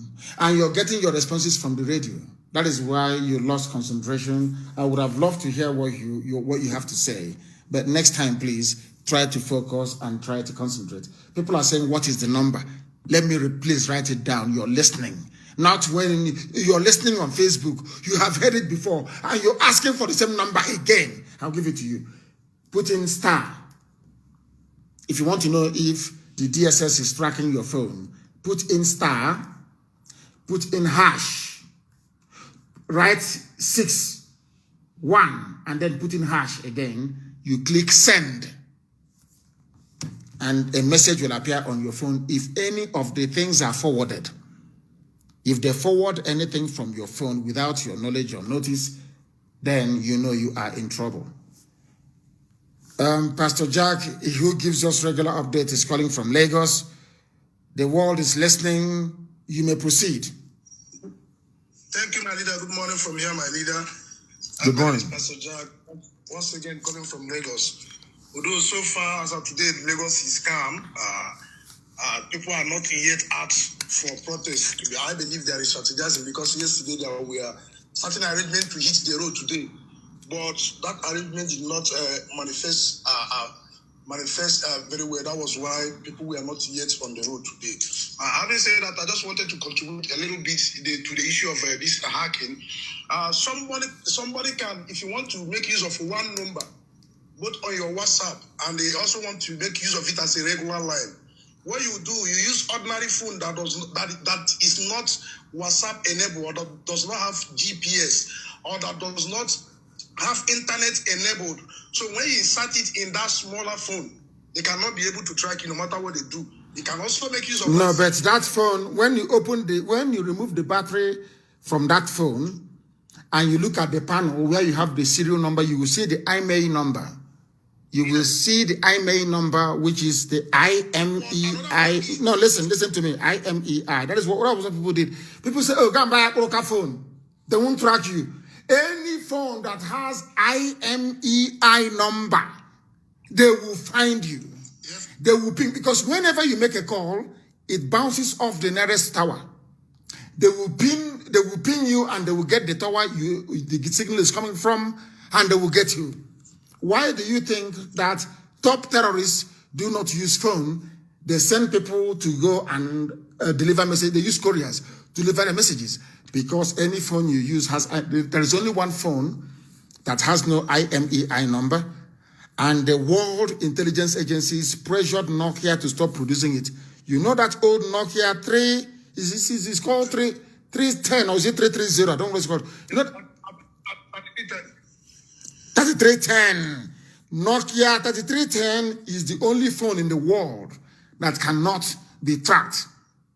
Nokia, only if you are using Nokia 3310, that old Nokia, you can make as many calls as possible. They do not have your email number, and they cannot track you and locate your precise location or find you where you are. Anything else, once you open the battery on the phone or any phone you have, there is an IMEI number. And once they have it, you're a gunner. They will get you. Please, don't even risk it. Go on social media. Only use WhatsApp, Signal, and Telegram to call. Go ahead. All right, sir. Another one is on the issue of Yes Wike playing the Janjaweed slave card.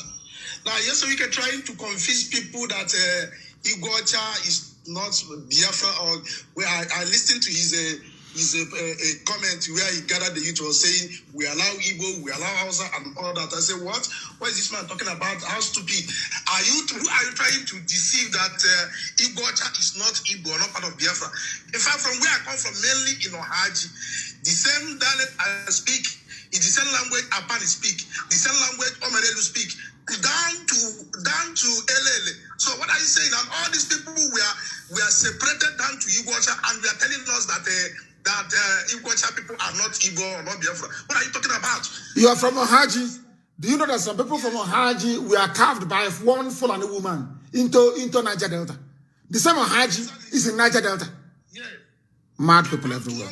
We speak the same language, and they're talking rubbish. Who are they trying to deceive? All of us speak the same language, and they're telling us Igbocha is different from Igbo for Biafra. You are just deceiving yourself, because we understand the history and we know the history. The Janja, we can just use it for once, but we understand at a given time, your reign will also cease to exist. This is just my little contribution this morning, my leader. Thank you from here, sir. Thank you, and well spoken. You have Ohaji people in River State, Eboma people in River State, and you say, Chineke. What type of God made these people? What type of God made them?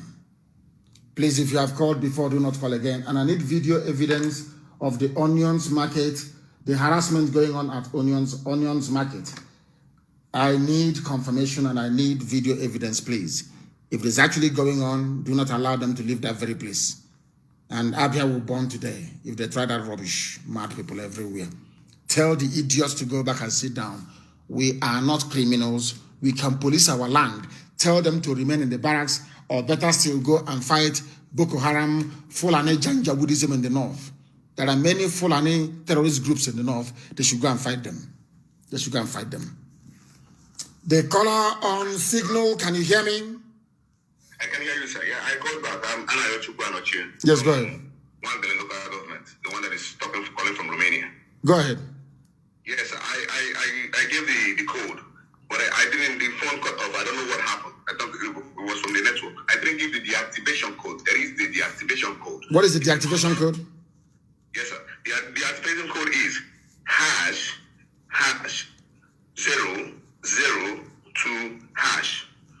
I repeat, if you want to confirm it, you confirm it with star, like you said to them, *61#. So now, if you found out that it doesn't matter, you have to deactivate it. If you found out that it is or is not, put to deactivate it. To be very sure, put #002#.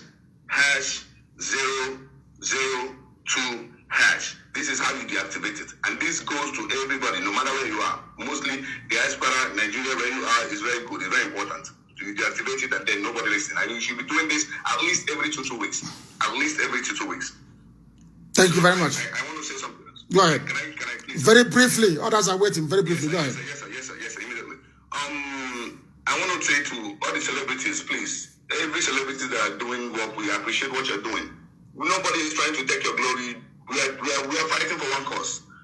Now, peaceful, tell your fans, your supporters, you people, gather them, you people will keep protesting. Peaceful protest. Peaceful protest. I want to give credit to Mr. Sean Kuti. He's doing a great job. He's not standing down. He's like his father. He is like his father. His father. That is how you know those who are fathered by Janjaweed. If you want to know those, go and look at the children of Fela and Nikolakpo Kuti. The way they speak like their father. Anybody who knows my father will know that despite every attempt to bribe him in this world, to convince him to abandon truth, he never capitulated. Go and ask Joseph Kalan, he will tell you. That is, if you are an honest man, you will give birth to an honest child. That is, only if your wife goes outside to go and get pregnant and come back and say the child is yours. That is the only reason why a child will behave differently from the father. It's as simple as that. Fela's children are behaving like their father. Upright, very bold, and in your face and telling you the truth. But look at the rest talking rubbish. You go and check their father, like Nnamdi's father was a traitor. They had money in Barclays Bank. After the war, every family was given £20 to start life again. The Nwodo family got all their money back. That is to tell you who they are. The father was a traitor. And then Nwodo himself is a traitor. That is something you must know.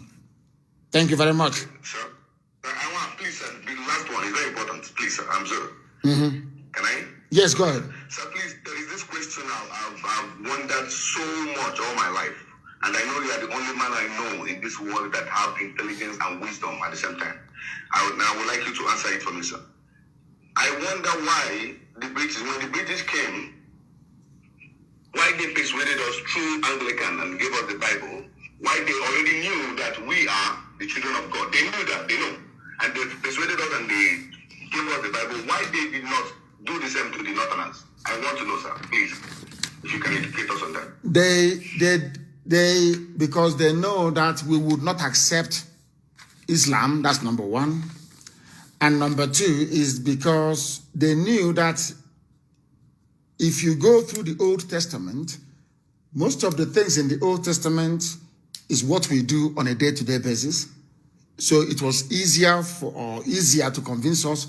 When they went to the north, the MS told them, you are not going to touch our religion and our way of life.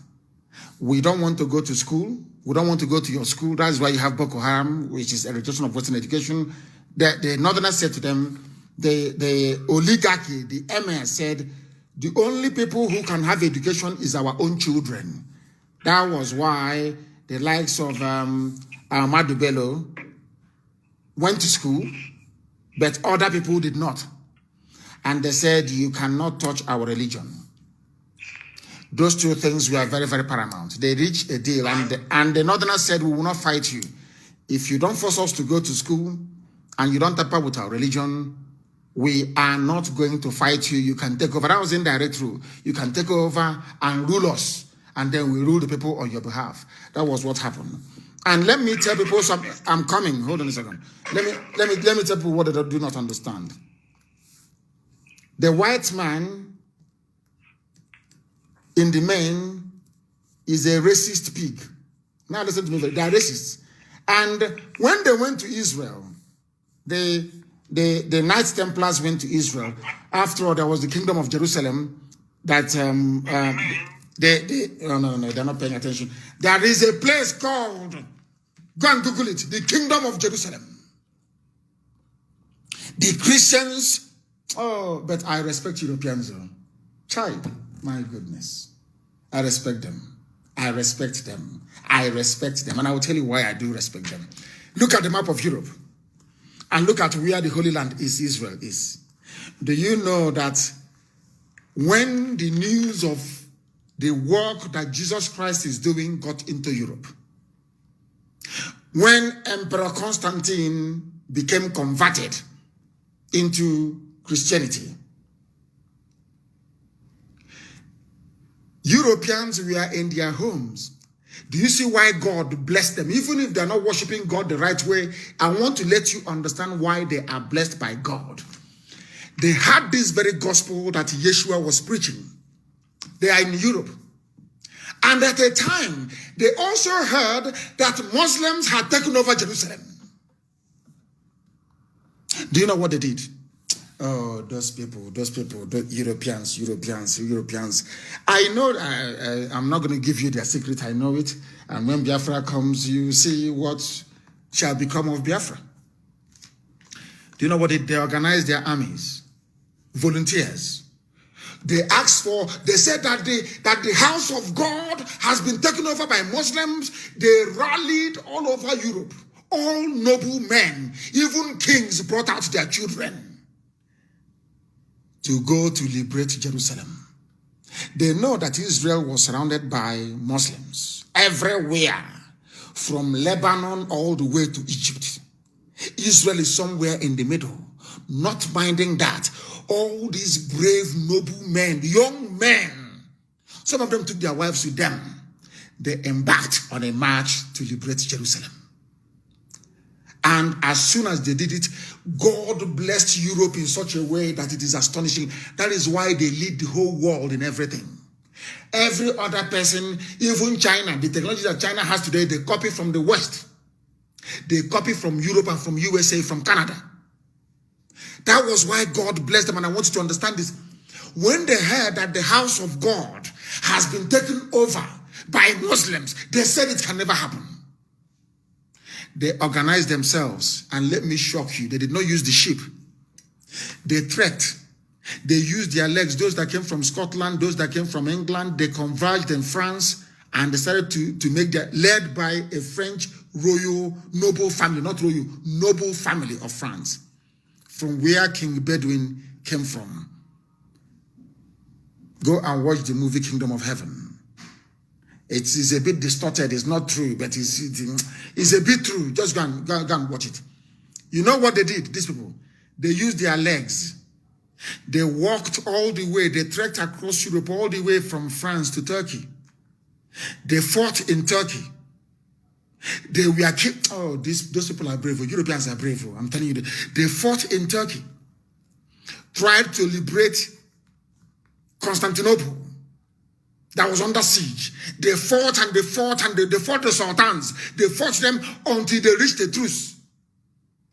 Despite the fact that many of them were killed, more reinforcements were coming. If you ask them where they are going, they said they are going to liberate Jerusalem, the city of God. And they are not Jews. They are not Israelites. These are ordinary Caucasian Europeans. Most of them are uncircumcised. But they received the gospel of Yeshua. Because St. Paul said to them, you don't have to be circumcised to be accepted as a child of God through the grace of Jesus Christ. That was where Apostle Paul messed up completely. He messed up totally. Whereas God said it is compulsory for you to be my child, you must be circumcised. Paul said no.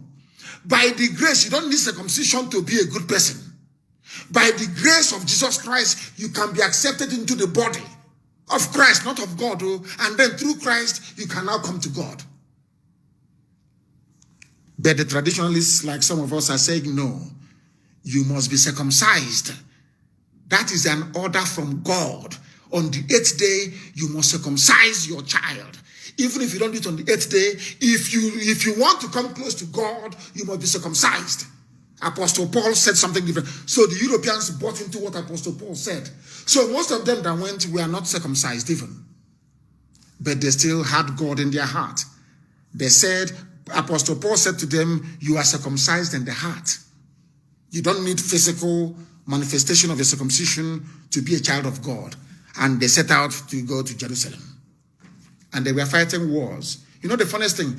As they die, as they are going, as we are dying today, as we are protesting, as they die, as they are going, many more people are joining them. Many more are joining them. They fought all the way from Turkey, Anatolia. They fought all the way from Anatolia. They fought through Lebanon. They fought through parts of Syria. These are Europeans, though. Some from Scotland, some from England, some from Wales, some from Ireland. Noble children of noble men and women. These are the crowned heads of Europe, sending their children to do what they felt was the will of God. And they came into Jerusalem. And they drove away the Arabs from Jerusalem. And they started the kingdom of Jerusalem under a French noble family that now became the king of Jerusalem, Bedouin. Go and read it up. And they held Jerusalem for over 100 years until the armies of Salahuddin, who is a Muslim, but he is from Kurdistan. Salahuddin is from Kurdistan, the Kurdish part of Iraq, the most celebrated Muslim Islamic general of all time. The most celebrated. But he was a noble man. No? He was a pious man, a noble man. He was also a very kind man as well. He defeated the armies of Guy de Lusignan, who took over the kingdom of Jerusalem as the king by marrying the sister of King Bedouin. I think the second or the third, Isabella. He was a drunkard. He desecrated the house of God and broke the agreement between King Baldwin and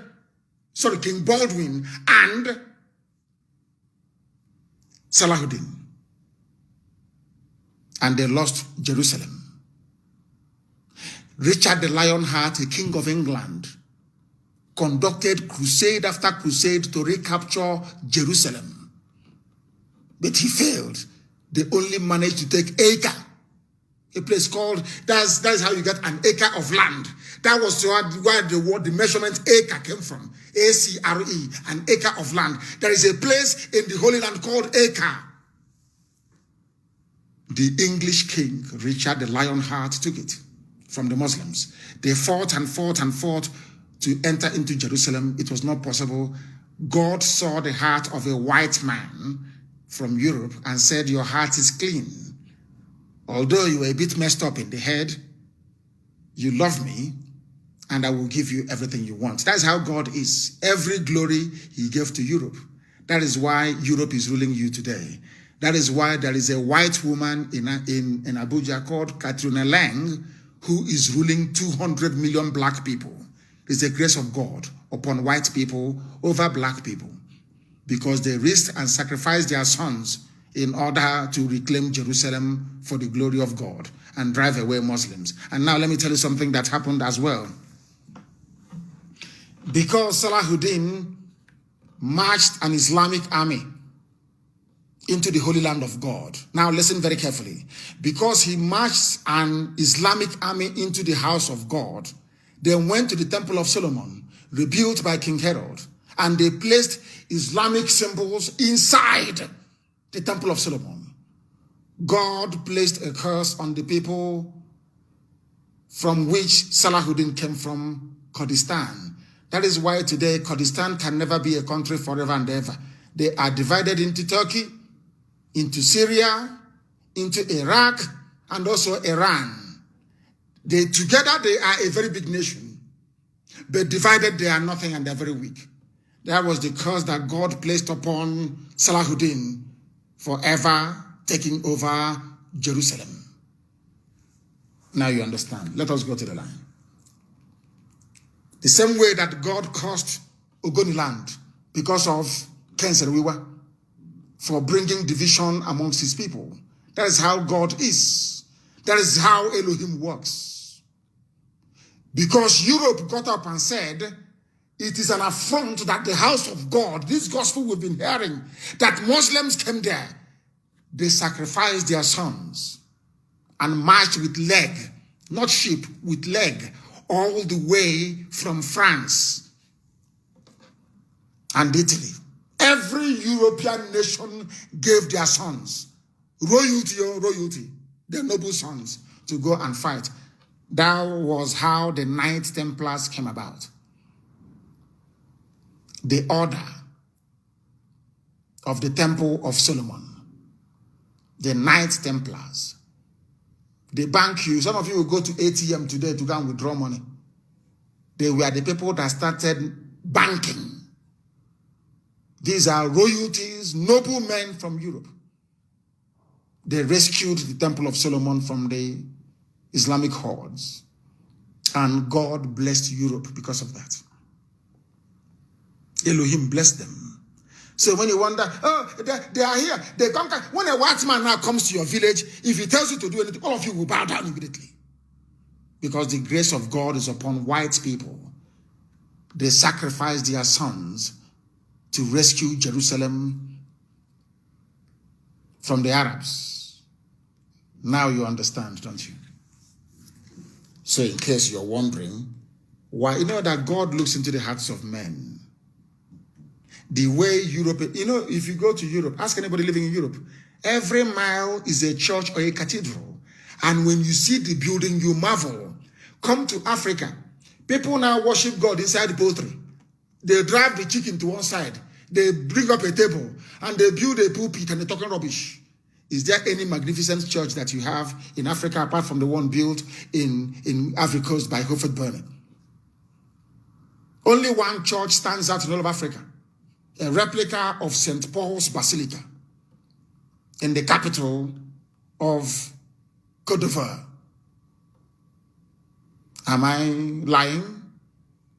If you come to your village, you see somebody going to a backyard with zinc, and they say they're praising God. They say that God said he doesn't dwell in buildings, talking rubbish.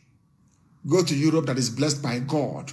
When you go to Notre Dame, you open your mouth and you'll be blown away. You go to St. Paul's Cathedral, the same thing. You go to New York. What is that Roman Catholic cathedral in New York? I've forgotten. I think it's Cathedral of All Saints. I don't know.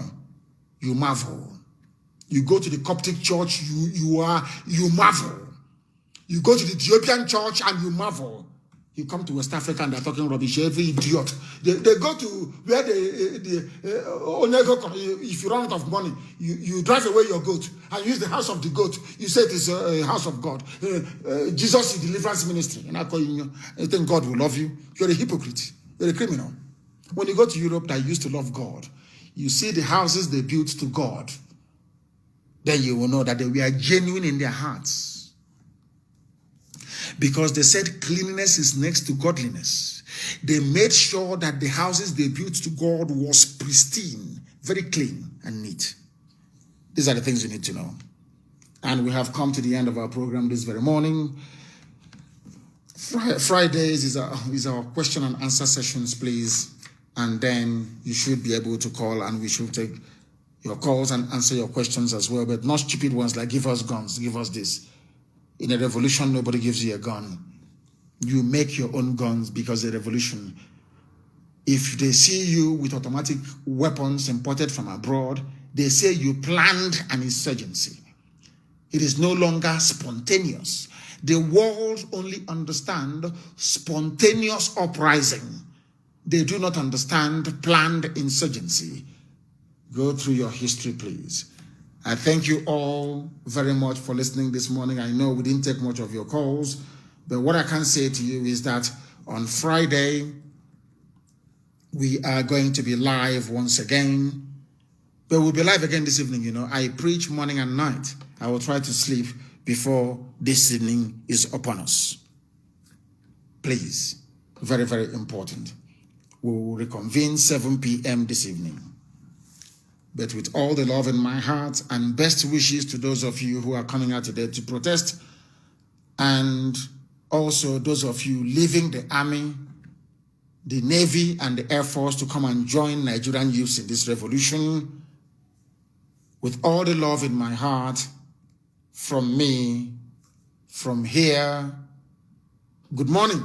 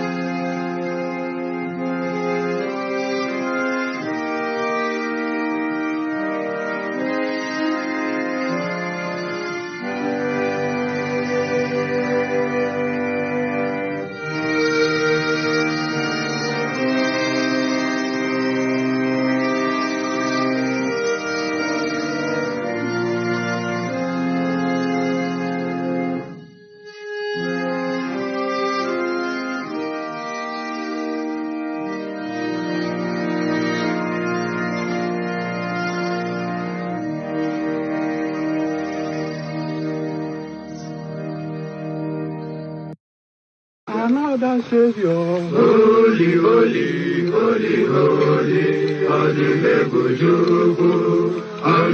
Savior, holy, holy, holy, holy, Well, this is MAOBI N. This is dedicated to the gallant heroes of the Nigerian Biafra War and IPOB families all over the world. I remember the Nigerian Biafran war, in the thickness of the Biafra genocide. Hey, one man revived the vanishing hope to life. Let the great Biafran army to fight, and they were singing out, holy, holy, holy, holy, is another Savior. They were singing out, holy, holy, holy, holy, is another Savior. Holy, holy, holy, holy, is another Savior. Many years after the genocide, whoa, yet another great leader has risen up now. Oh, and he's leading the Biafrans to victory. In your Madika, Yabika Kokwanam Noah.